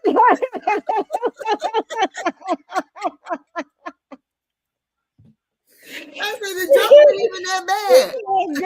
She said, and the next thing out of my mouth was, he tired of being the butter. Like, I didn't even need to see it. You know what I mean? Like, all you got to do is give me the points, and I can tell you what happened. Yeah, he was tired. And so and that's exactly like you said, once I did see it and then see I'm like, yeah, I told you, he just lost it. Like, this is it. Because it's again, don't make him right. Because even today, I'm like, I think they let him off easy. I was really irritated that he had did that to Chris Rock. You know what I mean? Like, in that platform, the fact that Will Packer had got the chance to produce it, here I go, you son of a like, I like you and everything, but no, like this, you should have stayed your black ass at home if you didn't know how to. And let somebody else accept the award for your ass. Right? Yeah, if you didn't know how you're to, already on edge, because this wasn't the time, partner. Like, and not to say again, I get it, but this wasn't the time. And so I still take up for Chris Rock in there, because you only did that because you felt like you could get away with it. You wouldn't have did that to somebody else who you thought would have cocked their fist back, and you know what I'm saying? So, and so it feels, that's different, but that's what I mean. It just kind of feels like that with Eugene. Like, it's just this bubble up again, start off with the the small penis and this and that. Then you got your wife cussing you out. You know what I'm saying? Like, you just ain't getting no respect nowhere. And then right. Can't get no respect. Right. respect You it know, all. like you, your wife over here, they ain't respecting her. They seem like they setting her up for failure, you know, like, and so here we go again. 12 years in, we got another reunion. You know what I'm saying? Like, and my wife got to be, you know, the one kind of scraping up at the bottom. You know what I'm so. And again, I'm not saying that she's innocent. I'm just explaining it. Like, you know. Mm-hmm. Well, Toya. All I can say There'll never be any change without self accountability. I was talking to my son about that. Just, you know, in general, in life, you know, like we were saying about what you accept and what somebody, you know, what somebody give. Like there is never, you cannot change anything if you're not willing to have a reflective look. You know what I'm saying? Like, because it's okay to be able to identify, you know, everybody else's parts and hands, but it takes a lot, and it really should be very, very normal for people, you know, like if you I like well, what I told my son is that's an important part of conflict resolution. If your goal, especially with something that's going on, is to resolve that type of conflict, then it takes you looking inside yourself, because you can't resolve conflict if the two of you are still like, if you everybody's trying to say their part. You know what I'm saying? Like, well, you did, and I, you know, like you always explaining whatever your reaction is. That because fine, you know, but you just have to take the accountability for the reaction, for the perception, for, you know what I'm saying? Like whatever, so that you can get to a space where y'all can move on. You can't move on when you wait, you know, and you can't move on if the person is not going to be accountable, though. You know what I'm saying? So that's why it's just, I guess that's the part why housewives work, because they're not versed in conflict resolution. Like that's not the name of the game. I think we play like it is, right? That's why we go to the reunion and things are supposed to get wrapped up then, you know, but and I guess in TV world, maybe it does, and that's the reason why they're able to come back year after year. But I feel like maybe there's some things like this thing with Eugene and, you know, the small penis and, you know, being disrespected on TV, where it seeps into a place of this is got, you know, affected us in a real way. You know what I mean? Like, and it's not just television and not just this fodder that we are putting on. Now it's seeped into a personal space. Well, I know last year he about had a heart attack on the beach. He was so outdone what to do. He had to walk and hug Dr. David. I was looking. I said, "Oh, he about to have a whole coronary." So, yeah, it is what it is. But you know, women, we tend to be real catty and petty. And I think that he needs to just kind of fall back a little bit. And that way because you see his wife was not worried about taking the time out with him. She stayed there for the shit. You're right. Yeah, so, I mean, so he, you know, then, you know, Steve made the light. Evidently, they seen a little bit more than we saw, because Steve and Dr. Jackie in her confessional both said he was walking like this. I really didn't see that when he walked off, but maybe it must have showed. They saw it somewhere, because both of them said I it. think they were just being facetious. Well, he laughed about it, but I thought when Dr. Jackie said it in her confession, I was like, why I said I think they were just being. To me, I think they were being facetious in a sense of him being big, him, you know, like just kind of making. And I mean, he kind of probably does have like a waddle type of walk, you know what I'm like. I think they were being facetious for sure. I said, well, I didn't really see him walk that way. But to me, they showed seemed like it was like an angrily walk. Well, right. That's what I mean. They're trying to express the emotion. Like he didn't just walk because I'm going to my room. He, pouted away is the sentiment. Because he didn't even go to the room. He stood there some more. I guess. Yeah, but the sentiment I was getting, they were trying to say he pouted. Well, see, and that's another thing. Like, I don't know how long you get to really kind of attack a man's manhood. I don't know how long that. I don't know.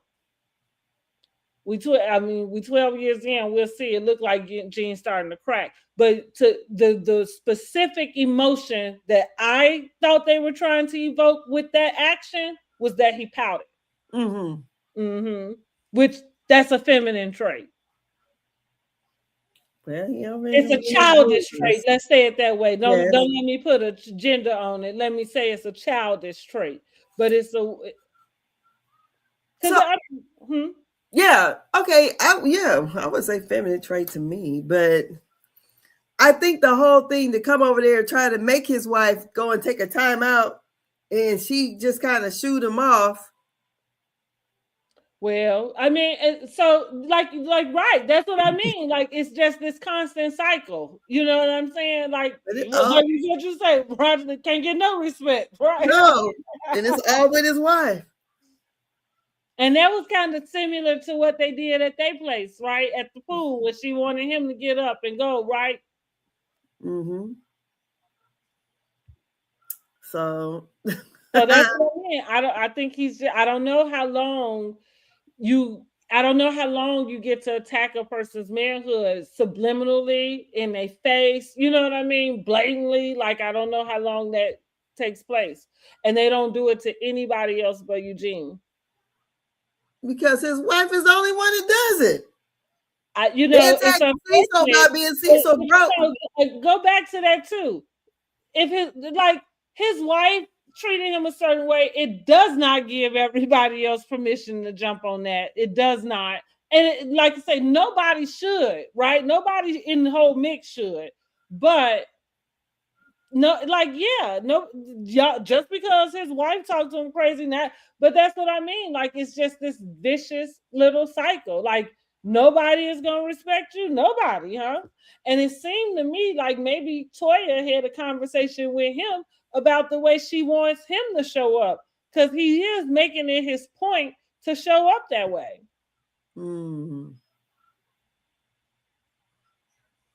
I don't know, but that bothers me for him. It really does. I don't know why. Maybe because my son is gay. I don't know, but it feels sensitive to me that they would do him like that. But I wouldn't people that would be. Well, that's what I mean. Like like you say, I don't think one has. But I'm saying I just feel very sensitive to his manhood, just always like being. I don't know, like, and I'm not even gonna use the word question, but belittle, because it's not being like nobody's saying like, oh, you think nothing like that, but right, like trying to like presume that I don't like. And I don't know, like, that's what I'm trying to figure out. What is like this? I get what they call it, toxic masculinity. Yeah, like he's not a manly man. Like, okay, like is it that? But I'm saying like what gives anybody the right to make you feel less than? Because I think the person who's doing it is Toya, though. When she told him to shut up and eat the biscuit or whatever, I don't know, even if she thought that his penis was going to grow, maybe she thought of that, said it as a joke. But the way she has talked to him in front of all of the couples, it's not like they heard her say it over the phone. No, you got belligerent with him there, even at the house. And then she tried to turn the thing on Heavenly and Dr. Mimi and Brandy, which I thought, what? Your drunk ass got out here and showed your ass because your husband didn't move as quick as you wanted him to. And like, that's one thing, like I said, I don't do public embarrassment. Didn't nobody want to play no game. Everybody wanted to sit around and do whatever they was doing. They were enjoying themselves. They didn't want to, she didn't get the response that she wanted. So she clicked on her husband, who she knew she could click on. Because I do feel like with this group, maybe that's like when they do these couples trips, retreats, maybe that's something they should bring up. I think there is a problem in which like you say, Heavenly did not do it this episode, but because it's already, kind of there, it's almost an expectation, you know what I mean? Like that she would, kind of just keep going back there. So it's kind of like, why is it that they won't help Toya in that retrospect to say, hey, like, you should treat Eugene better. They have said that. Well, Heavenly did in that text, but it feels like nobody else kind of, like, that's what I mean. Like in these settings where it should happen, why don't we ever see it happening? Well, it's Toya's trip now, so I guess she's not gonna put her thing. But I'm just, just in general, because this is not to your point, it's been happening. So there's been plenty of opportunity for that type of thing to go down, and it just never has. But I don't know. Even at the pool party, Toya, Dr. Heavenly tried to stop her. She said, Toya, Toya, Toya. And then when she said that, I mean, I don't know. Toya seems to have the nicest gentleman. He's gonna ride for her, and I just don't understand why she treats him that way. It becomes, the joke is, okay, Curtis is the cheater, Cecil is broke. And I think she, I wonder if her actions to him, because it's got to be mirroring something. And I wonder if it's got to be is it something like,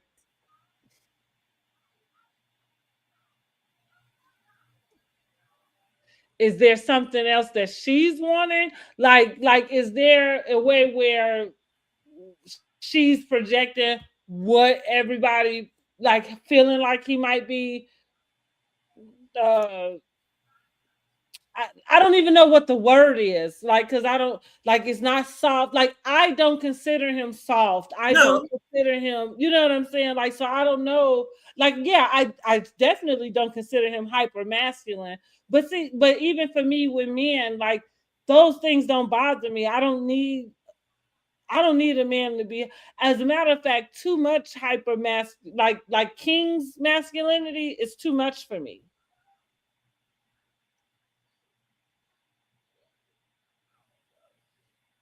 I'm not talking about the way he looks. No, I'm not talking about that either. Yeah, right. I'm just saying his presence. It's a little too much.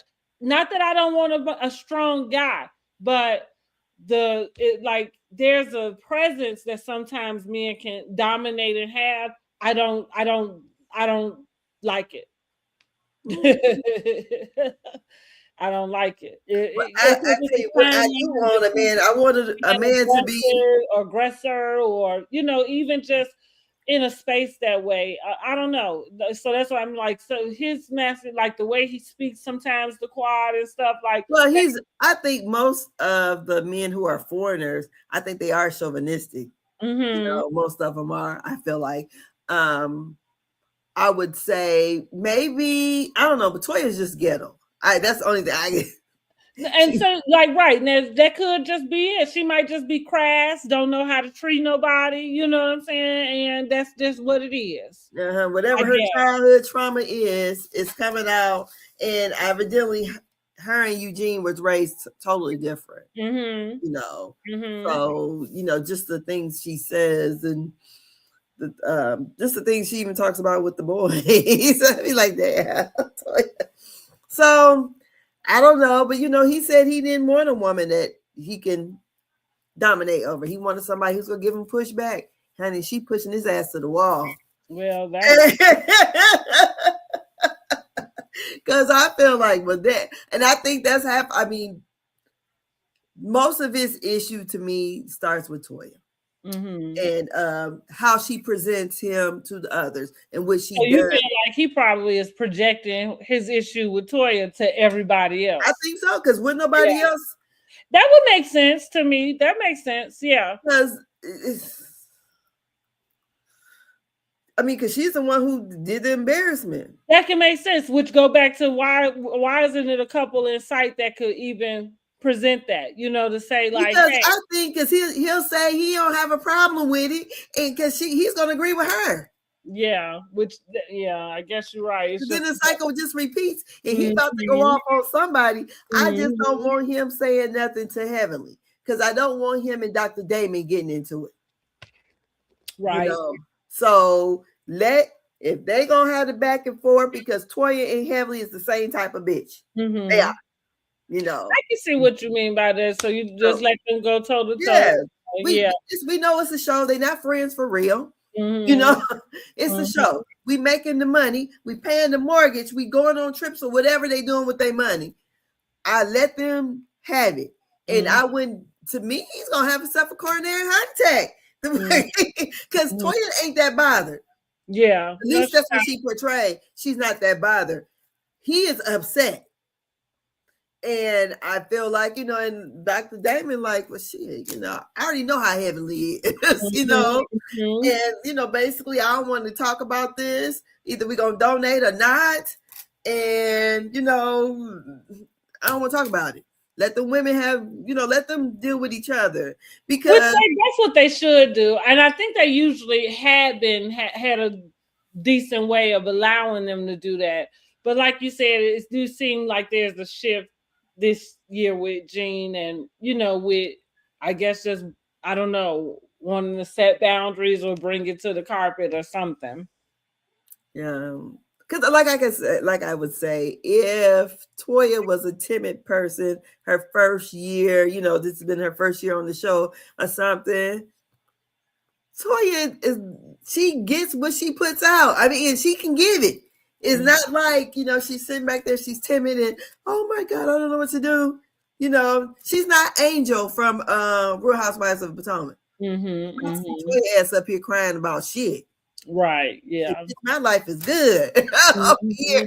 So she's making the show, and I just don't understand why he was just that upset when it's women stuff. Now, because like I said, I don't want the men to be involved in that. We know how this housewives, this kind of stuff is. They're gonna be arguing and carrying on, and the next thing you know, if he's into it, interjects himself.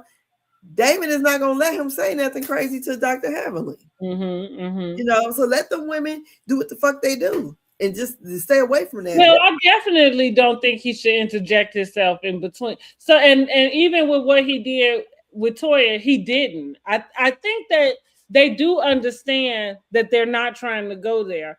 But I wonder, that's why I'm bringing up, I wonder if his venom, when it comes to Heavenly, got to do with not, like, I think that if she happens to say something that is towards Jean, even if she's speaking to Toya, you know what I mean? Like, that causes him to feel like she's pulling him into something with her. Because remember, the thing that was said, and Dr. Heavenly didn't even know, because she said she don't watch the show. Those text threads, she didn't have no idea that they was put. That's something they do outside the show. Right. And when Toya, when they actually put them up, she said, because if she said they put them text threads, she said, we all go to hell. She said, because the way we talk on there, she said, I had no idea that was coming to the show. So Toya brought it to the show and they put it up there. So there again, you got Heavenly talking about Eugene, but if Toya never would have brought, because nobody else was bringing the thread up, but Toya. So I think his embarrassment lies with his wife. Yeah. So, and I don't know why she did that, because Dr. Heavenly just could not believe. She didn't, when Carlos King told her it was on there, she was like, hell no, it ain't. And he was like, yes. And he showed her. She just was, really taken back that, what?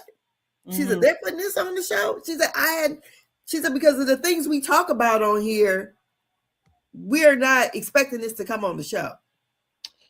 Wow. Okay. I don't know. That sounds silly to me. I don't know why I don't know. It always surprises me that people think that they wouldn't put whatever they wanted to on that show, first of all, and whatever was given to them. Like, yeah, I understand. Like, all the housewives have a group chat. You know, that's not only something that they happen to do. They are anybody who works with a group of women would have a group chat. You know what I'm saying? Like, and I agree. Generally, 9 times out of 10, like other stuff. Like I said, I hate when they bring an argument that they've had off camera. Like, and then it filters on camera because the audience doesn't have any anything to go off of besides what's being said. It's the same for that type of situation. No, they're not gonna run and scroll the whole text thread. So all the talk about, well, we talk about so much. Well, none of that fucking matters. All they really want to get to is whatever it is. Like the same as what they were seeing, what they would show if you gave it to them on the reunion. Like, it's a show. You don't control what they show and don't show. I like how long you got to be on the show to realize that. And so if she gave it to them, why wouldn't they show it? That's the deal about sometimes about. Well, I guess the expectation was that she would. That I guess she wouldn't show it. That is right. Mm-hmm. Then see that, but that's what I mean. Everybody has broken that in some sort of way at some point in time. You know what I mean? Like that's what whether it's an argument you're talking about that y'all had, whether it's a phone call, the phone chain y'all do before the reunion, like you know what I'm saying? Like it's all. So I mean, yeah. Well, I'm saying that it would not have been out there but Toya put it there to be seen. Because we wouldn't have known about it. That sounds like the same. It's the same thing. Like, no, it wouldn't be there if you didn't say it. If you didn't send it, it wouldn't have. There would be nothing to show. You know what I mean? Yeah, but I'm pretty sure there's other things to show on that text stream that they text about that Toya didn't put up. She just put it up. This about that damn because trying to come at Toya. I mean, Dr. Heavenly about that fake purse, she says. Well, of course. Of course. But in the meanwhile, but if your husband feeling, I'm pretty sure he should have said, or she should know that he's feeling the type of way about them talking about his man parts on TV. I wouldn't put it up there. I wouldn't have put it up there. I mean, for what? Well, I mean, how did it help bring the story together? She still had the purse at her house. I don't know. I was just about Heavenly talking about how she was surprised they showed like like it was some top secret thing, and it's like no, it wasn't top secret. What she said she didn't know that Toya was going to put the texters up there. They never done it before. But here going back to the self accountability. That doesn't absolve you. No, she wasn't saying that. No, I wasn't. I didn't say that. I'm saying that the different things that they talk about on here, she just, okay, so now we're putting this stuff out here. Okay, so I'm going to be mindful of what we're saying now because we didn't have any of us putting these things out but Toya. Yeah. Okay. Listen. If I was talking to Heavenly, I would have the same type of conversation with her. I hear you, but the logic doesn't make sense to me just because all it takes is one. So if they're like, it's the same thing about when you're talking to a person. If you don't want something to get out, I guess you should be careful about what you say. Period. You know what I mean? Like, there's not many things that I'm saying to whoever it is that you wouldn't be able to go say to somebody else. If there's something I don't want you to say, then 9 times out of 10, I'm not saying it to you. Well, I guess for the people who be so upset about heavily talking about what is shown on the show, and she talking about. So this is what we're gonna say about Heavenly. Heavenly gets a break because a lot of people relate to the way that she moves, the way that she speaks, the way that she attacks, the way, like all of it. So that is the reason that goes to her YouTube channel, all of it. That's how she ended up going in, which is no different than anybody else. Like if you got the fan base who, feels that way, then you're going to fuel, whatever it is you're pumping out. what I'm saying is like she gets a break off of the foul bullshit that she says. She is foul. Now, again, I've taken up for those girls not being supportive of her campaign. However, I understand, like you said, why Toya had it out for her as soon as she hit the stage. Because yeah, Toya's feeling is somebody who's this nasty, who speaks this way. You think she's supposed to be in somebody's Congress? That's really what it is. And so, and I'm saying maybe one don't have to do with the other.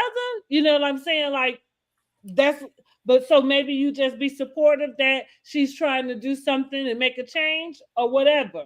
However, that does not negate that Heavenly has a foul mouth. That's the end. And that's the end. That's the end. And I do think that again, Toya disrespecting her husband does not give you permission to disrespect. It's just like you. Like, even though you say you don't do the public embarrassment, but at the end of the day, however way you decide to speak to your husband, ain't no way somebody else coming in there thinking they can do that also, practically or not, right? Well, who's speaking to him like that? Well, so that's what I'm saying. Like, well, my husband dig big, and like that. Like I think that Heavenly is foul for doing that in her fight with Toya. And so I'm saying, even though Toya is the person that has put that in, given that to them, right, for them to have that type of ammo, I'm still saying it doesn't absolve Heavenly from being nasty and messy. It's enough insults to insult them without ever going there.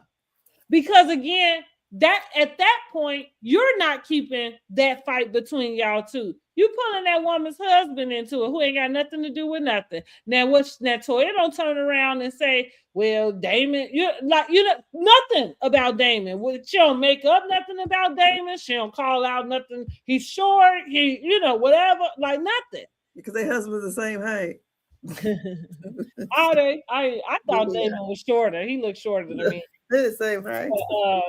But yeah, so I think Heavenly is foul with her mouth. I think Heavenly could, she always doing some apologies and then go back and do the same damn thing. So it don't really matter one way or the other. Heavenly just got a foul mouth, and it's not cool. It's not cool to say that's just how somebody is. Yeah. Oh, no. But I do feel like it's fair game when you act the same way. Well, it is. I guess it is. In a sense, yeah. Because I felt Toya doesn't go on live like that. To say both of y'all keep the husbands out of it. Whatever y'all go back and forth on, go back and forth on it. Mm-hmm. Yeah, keep the husbands out of it. But so and to Toya's just defense about her husband, which is what I was saying to you. Like, I get it. If I do dog my husband out, I'm the only one get to do it. Like, you don't. Yeah. To an extent, they go above, it is what it is, because he's giving them the ammunition. That's what I mean. Like, you go, like, if you did speak to your husband a certain way, I can't come in there and speak to him that way just because you did. Like you say, put this man. You think I can come in and put this biscuit in your mouth? I don't think they said that to him. She shouldn't have put the text thread out, knowing her man feel away. She brought it to the forefront. I feel like they both are the same person, her and Heavenly, other than Toya does not have the platform that goes on YouTube and talk her shit. Mm-hmm, but Heavenly, Toya has done some mean shit too. And like I said, it's entertaining to watch them too. I'm not even gonna lie, it's entertaining. And I like the fact that Angel is not afraid to come at Toya either with the bullshit. So yes, I just want to You see. know what I do like also that I thought about with this episode, as we look at housewives, like as they evolve, and Married to Medicine in its own way. I appreciate just that thread of the professional nursing to kind of incorporate them into the medicine. I think that's I thought of it. I for some reason it stuck out to me this episode for some reason. I don't know why, but I thought that was a really kind of smart thing. I think. Yeah. You know what I mean? Yeah. Just because doctors are doctors and that's cool, but the professional nurses are that's hard work and they're necessary and they really do. I think probably to patient care, are more important than physicians in a sense. Not the treatment, I mean the actual like care of them. Yeah. You know what I mean? Yeah.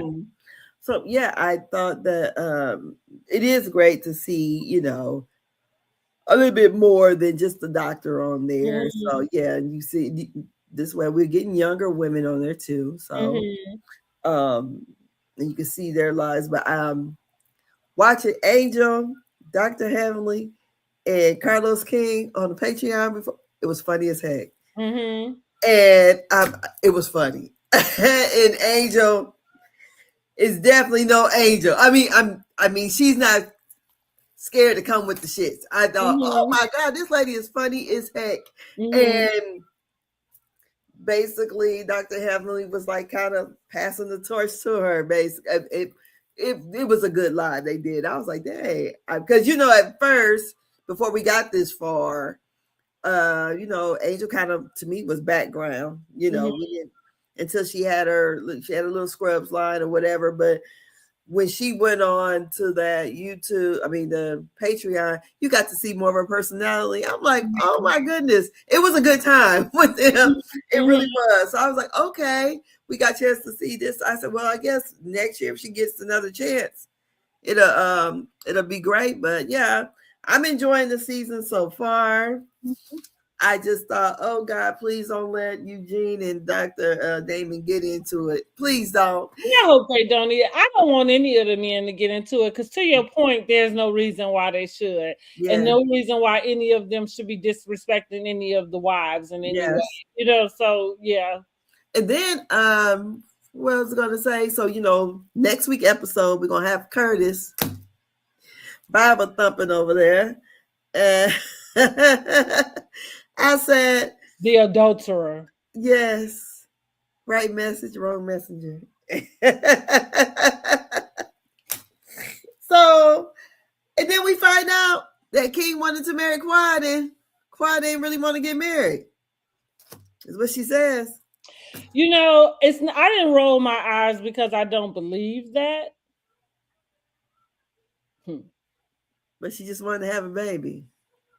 It's just one of these things where I just don't like. I don't like. That's what I guess. This is the struggle for me being like a modern woman and still having maybe like some traditional values or something, because it's just like what?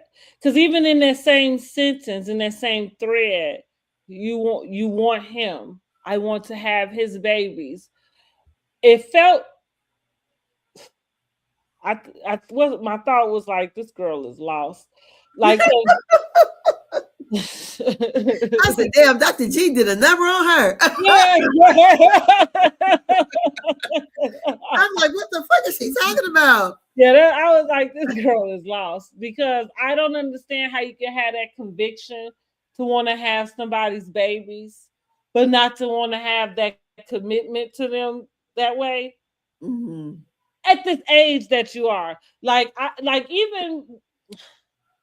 can say my kids there, we were teenagers, number one, so we was in teen love, and so on one end the order, so I could get where Curtis is coming from. Like I said, I am a person that would have something to say about order to things, and there is something to be said about having order and about the way blessings come to you. Yeah, God don't bless mess. Right.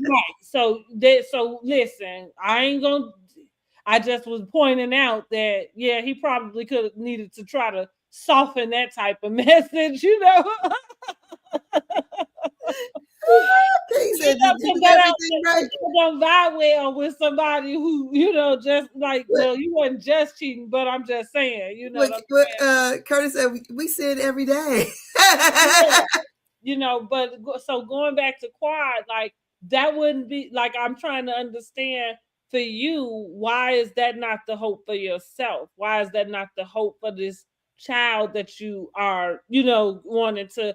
And so from like, it's one of these things that I feel like us with women is like, as independent as we got, the kind of backlash that comes with that, because now we just walk into some situations that don't feel like they the safest and the smartest, you know what I mean? Like, and while you convincing us that this is what you want and consider, for some reason, I don't think that is what you want. You know what I'm saying? I like, and then it goes back to go, like I say, I have a different way of thinking of a lot of stuff. King with his daughter, having a daughter already. I think I mentioned it in a previous live. I said I think I can see how seeing somebody with their daughter be a good father. I don't understand how that I can see it. Yeah, like if I saw somebody being a good dad, I'm like, oh shit, like, you know what I mean? Like, I want a piece of that. But the flip side for me would be, I don't know that I ever could shake. And this goes to my my choice to be single the way I have been with my boys. But I don't know that I have the capacity to understand how you could come be a good dad over here, but you're not over there with yours. Like I just would always be wondering how long, you know what I mean? Because you didn't stick it out over there with that child.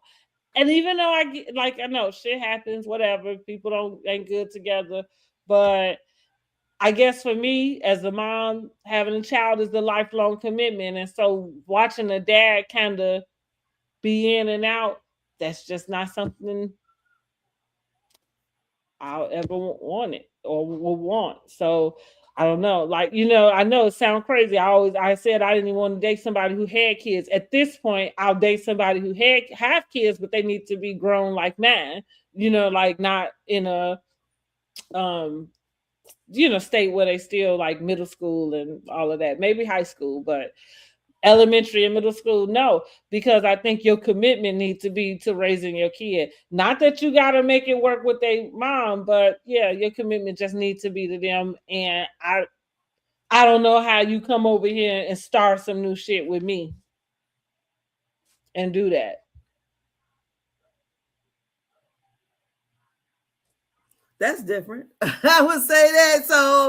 So you're saying that a person with children should stay single until they raise their kids?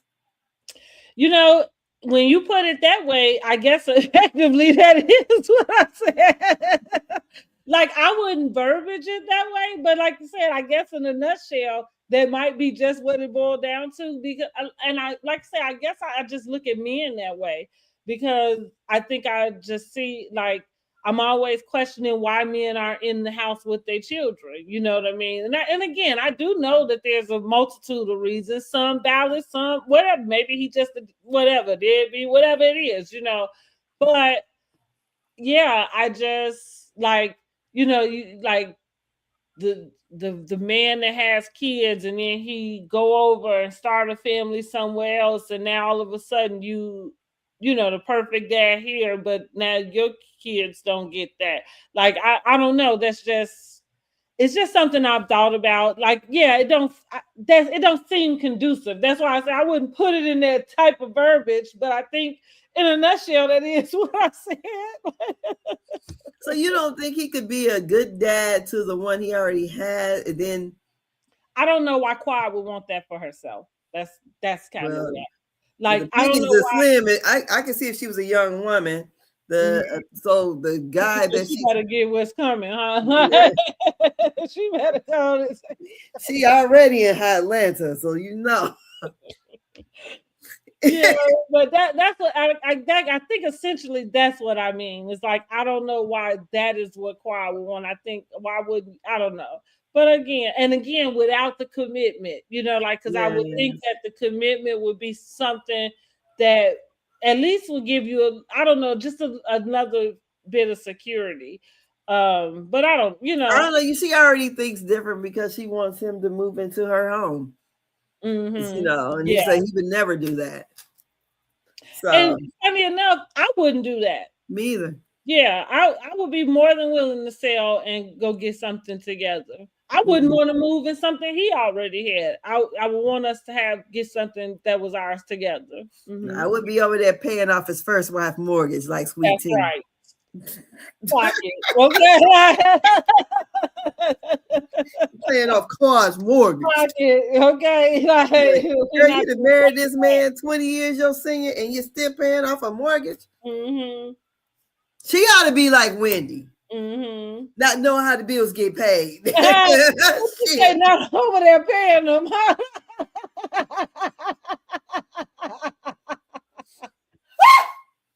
She already done lost a government job, dozed and went in and cut her out, had a furlough for a while. Girl. That's funny. Now, that's the kind of girl I would think not know nothing what's going on because she's married to the doctor and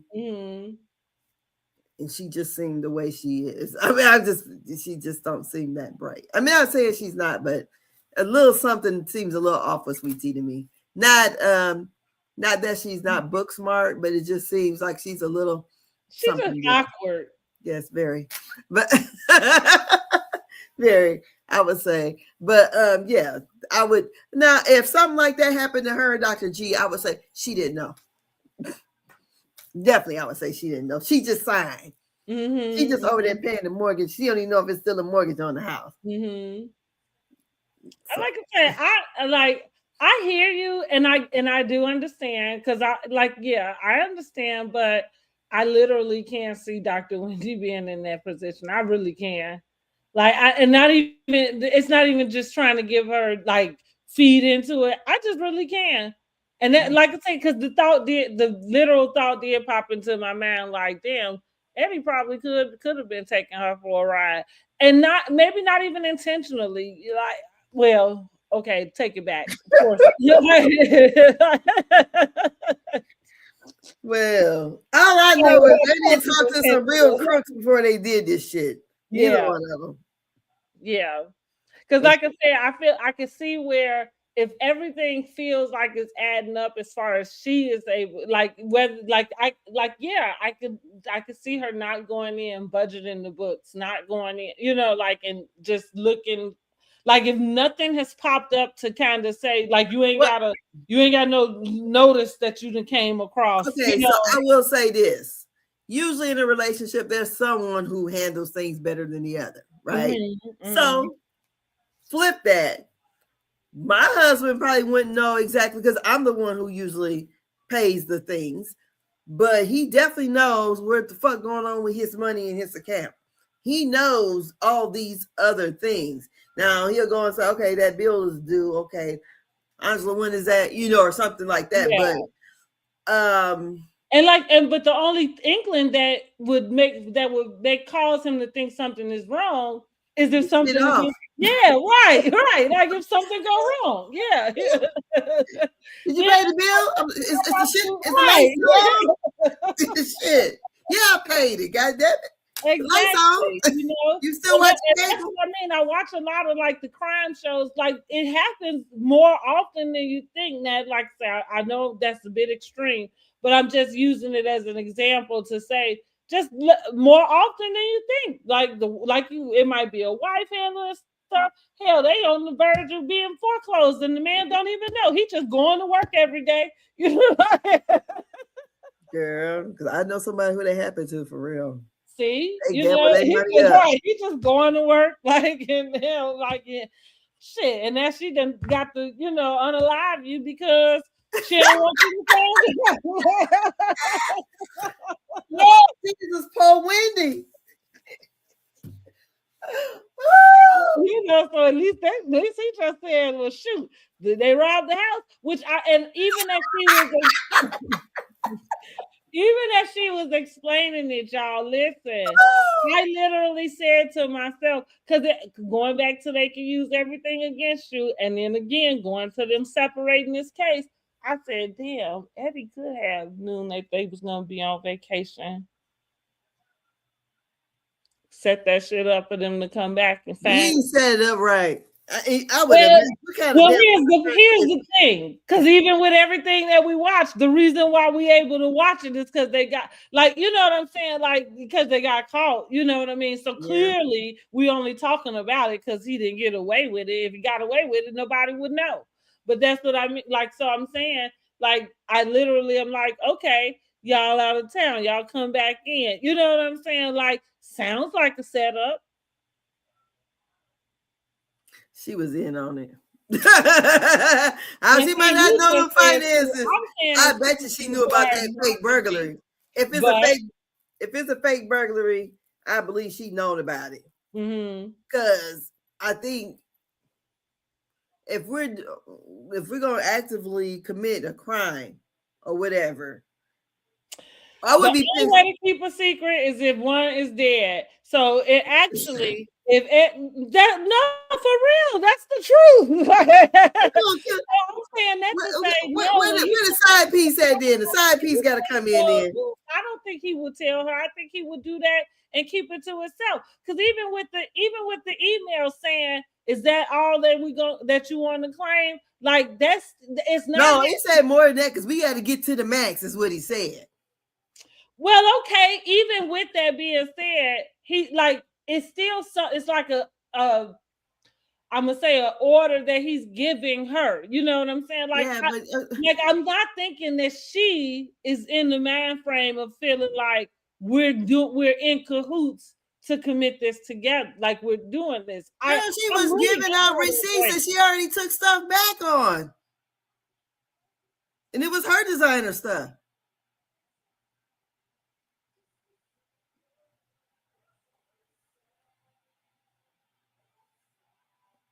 They was in cahoots, at least on that part. Okay, I can actually see her husband being able to pull it off, and I can see where she could get wrapped up in this aftermath, but not have no idea that none of that ever, like that wasn't real. You know what I mean? Like. I'm still kind of. So you think she was just trying to, once we had the rivalry, pad it a little bit. Let's just be clear. I try to live my life as honestly as I can. Who wouldn't want to max out something? Exactly. But I'm pretty sure when she looked at that daggone scene, I don't know that this is this malicious like little thing, but that's why I'm saying I think there is a way where something could have been going on behind the scenes that she is not privy to that caused this to want to have to take place. However, that's what I mean. Like you get to it, like people who get into the car accident, just go to the hospital, right? Ain't that what they just go? So you can get fall out, right? So that's what I mean. They're gonna use that against me. Most people, like I'm not saying it's okay to do it, but most people will try to go ahead and figure out whatever loophole they can to max out what they have the ability to get, So she maxed out and then she used receipts of stuff she already taken back. Now I know she know that that's wrong. Yeah, but now maybe she didn't got in too deep with that. But but I like to say I thought to myself, there's a way Eddie could have had his little scrubby look. Like I said, she probably thought he was going to work. He ain't been nowhere to work. He been flipping and tripping around with her damn money some kind of way, like making her think he bringing money in. And this, but shit, but damn, somebody got to see the taxes then. God damn. But like maybe she don't. Maybe all she do is sign. Maybe all she does is give whatever information. You know, I don't know. Cause see, I don't have nobody I gotta file my taxes with. I don't know. Damn. So I don't know.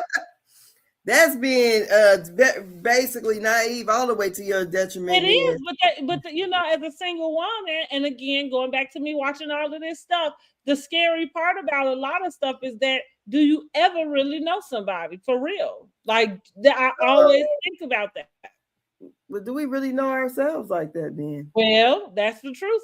In a certain situation, I mean, you know right. I'm just saying, for her to be the boss lady that she is, the boss lady that she presents, you know, she presents, but right. no, that she backs it up though. She backs it up, but she gotta have some kind of discipline. At the point in which, because I've done this in real life. I really like it. I was in my 20s.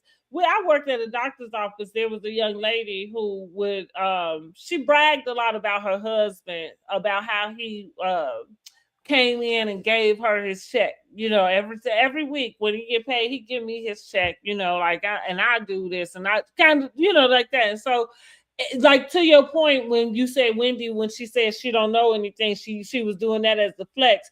I feel like this girl was kind of saying that at the time as a flex, right? Because in some world, women want a man who will come in the house and just hand over everything to them.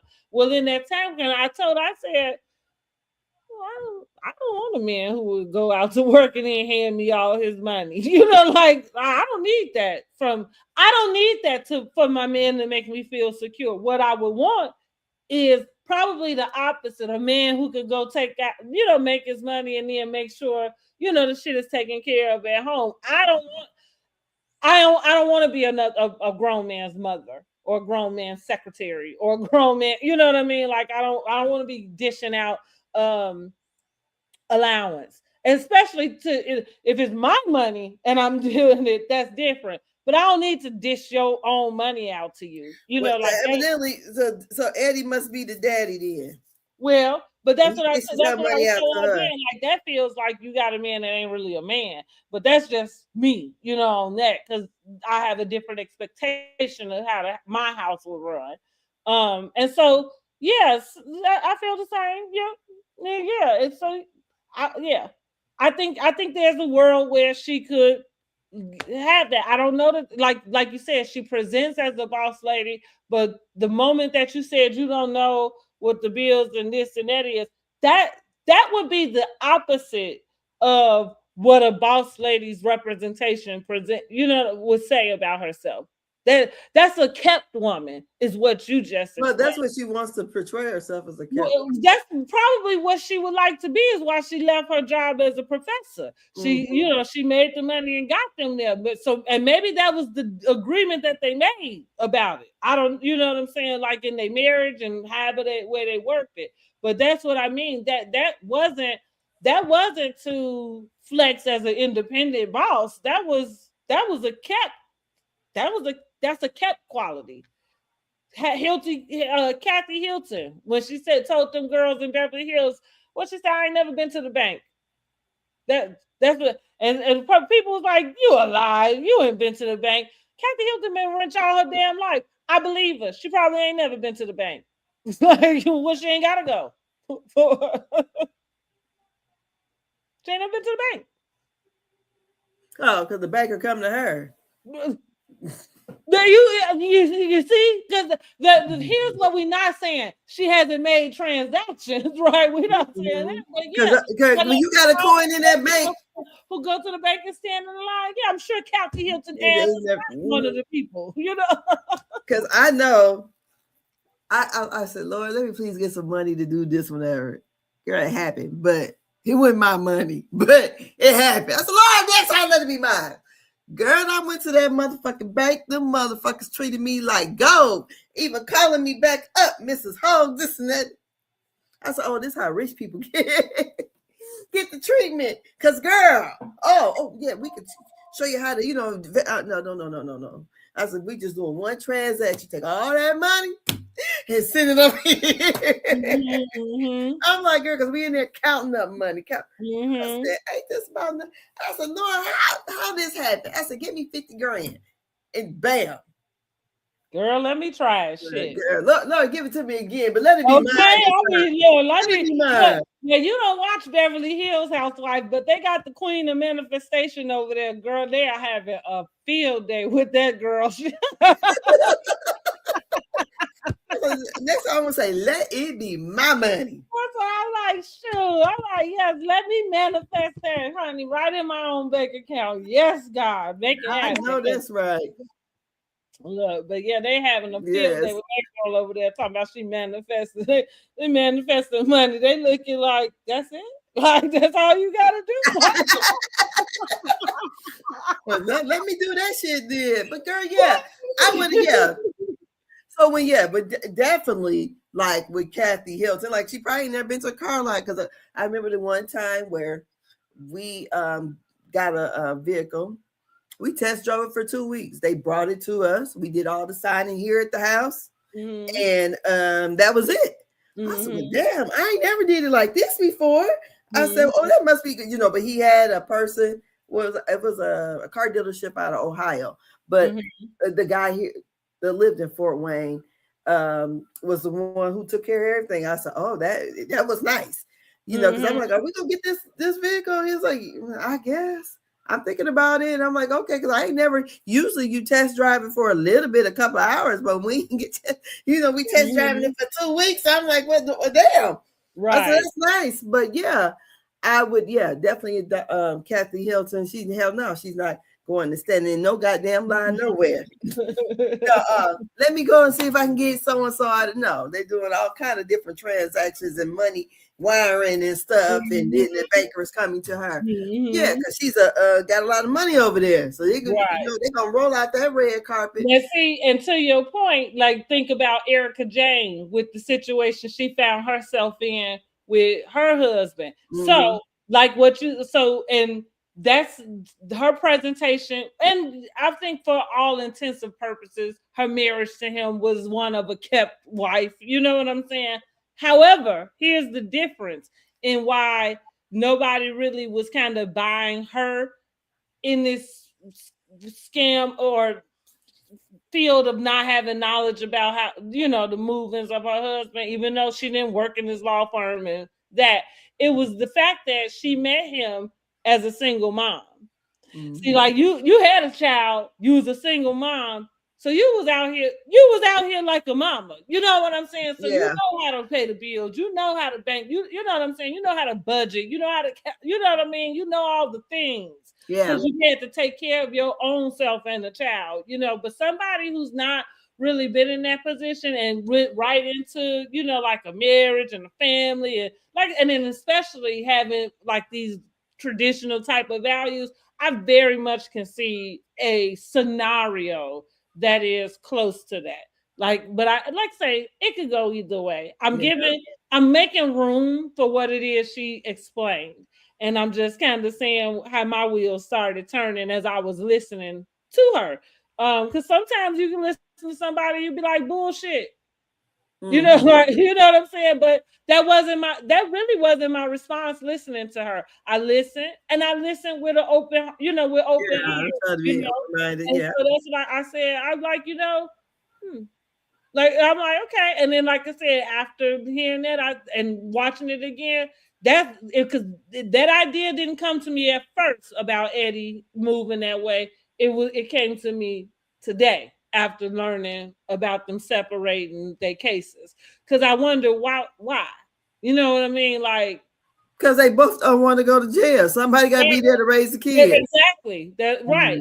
And one wanted speedy, want to hurry up and get it together, so you ain't got enough time. You know what I mean? Like to do. And the other one, is taking it out. You know what I mean? So, and therefore, she's not going to testify against him anyways. Well, right. Well, I think their husband and wife, I don't think you could. Yeah. So maybe there is a better chance of them beating their case that way too. Well, it's certainly a better chance of her maybe settling and being able to do something. If it's not getting dismissed at this moment, I'm going to assume that there's going to be a settlement is that what it's called? A plea deal. Right, a plea. Here I go. I'm saying this. I thought she was charged with. Wasn't she charged with more counts than he? Oh, now see, I don't know. I thought she was.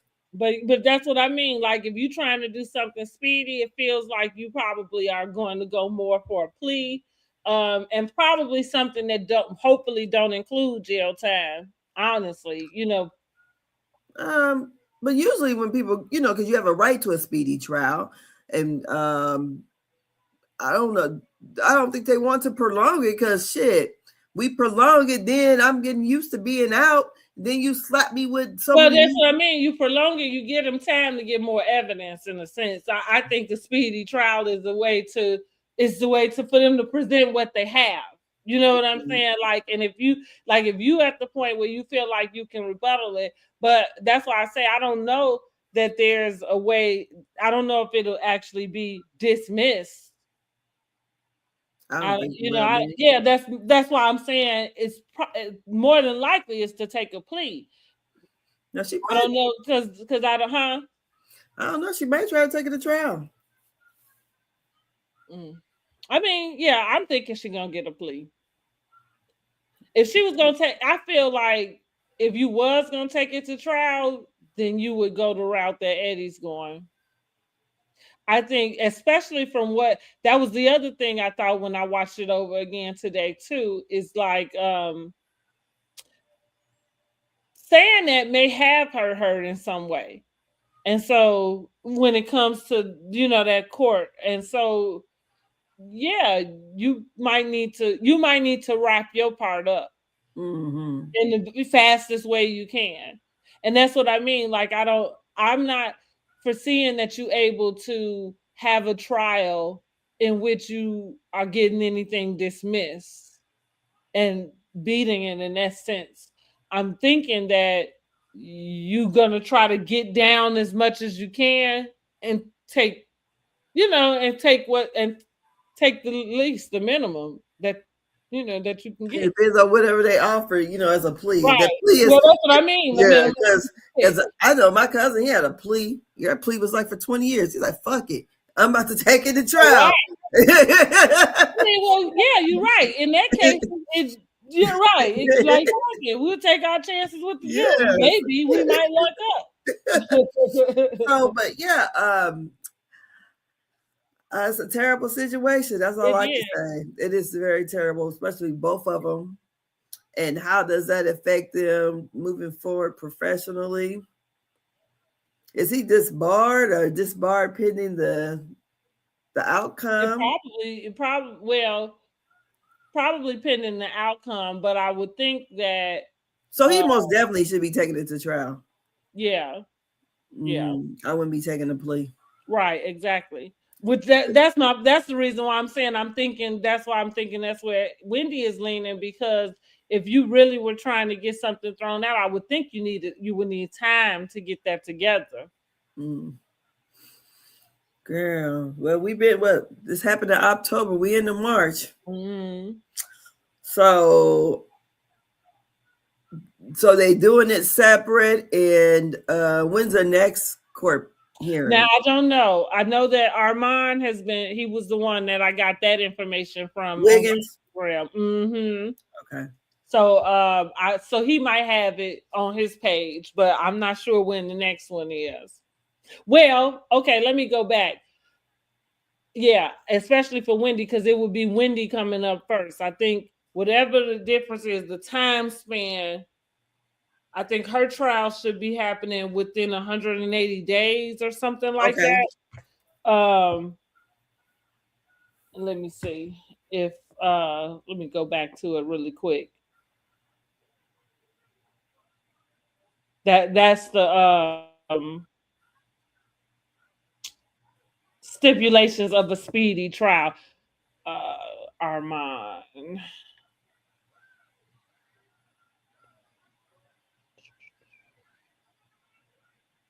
Where is that? Lord.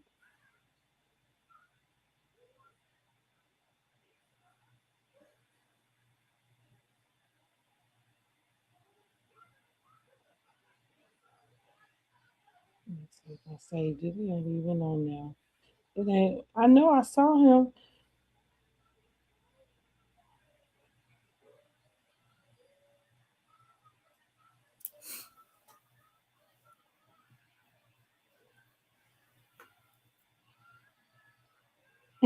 Well, if I find it again, we'll catch up back with it. But Okay. yeah. But I think that's what it was. So yeah, her time span is like 180 days. And of course I think his can go out longer than that. Okay. Or maybe 90 days. It's something like that. Because I think 180 days is still like 6 months, ain't it? Mm-hmm. But that might be it though. It might be the 6 months. I think I'm right when I say that. I think I'm right. And oh yeah, let me correct myself. I was wrong. I called that lady Crosby. Her name is Cosby. Yeah, I saw that too. Yeah. Yeah, I got I'm like, no, it's Crosby. Mary Cosby. Yeah, Mary As Cosby. in Belle Cosby. Okay. I Yeah. wonder if they had his funeral yet. I wonder. I didn't see anything that said that they had. No. I know I saw Cynthia saying that she had, reached out, sent her condolences and stuff. Said that I think they stopped filming for Salt Lake City so far. They put it on a halt. Mm-hmm. It's just a sad situation. Yeah, it's just a sad situation. Well, girl, I'm gonna get my butt off this live and take my butt to bed. Well, it's good to get our catch up on for Real Alrighty. Housewives and Married to Madison. Alrighty. Okay. We're trying to get Belle Collective done one day. Hold on real quick, and I'm gonna give you an idea about something. See if I want to think about it. But don't forget to like this video and subscribe to our channels, okay? So you can get more live videos and uploads. All righty. So good morning. Bye-bye. Happy Thursday. Happy Thursday to you. Throwback Thursday. Right.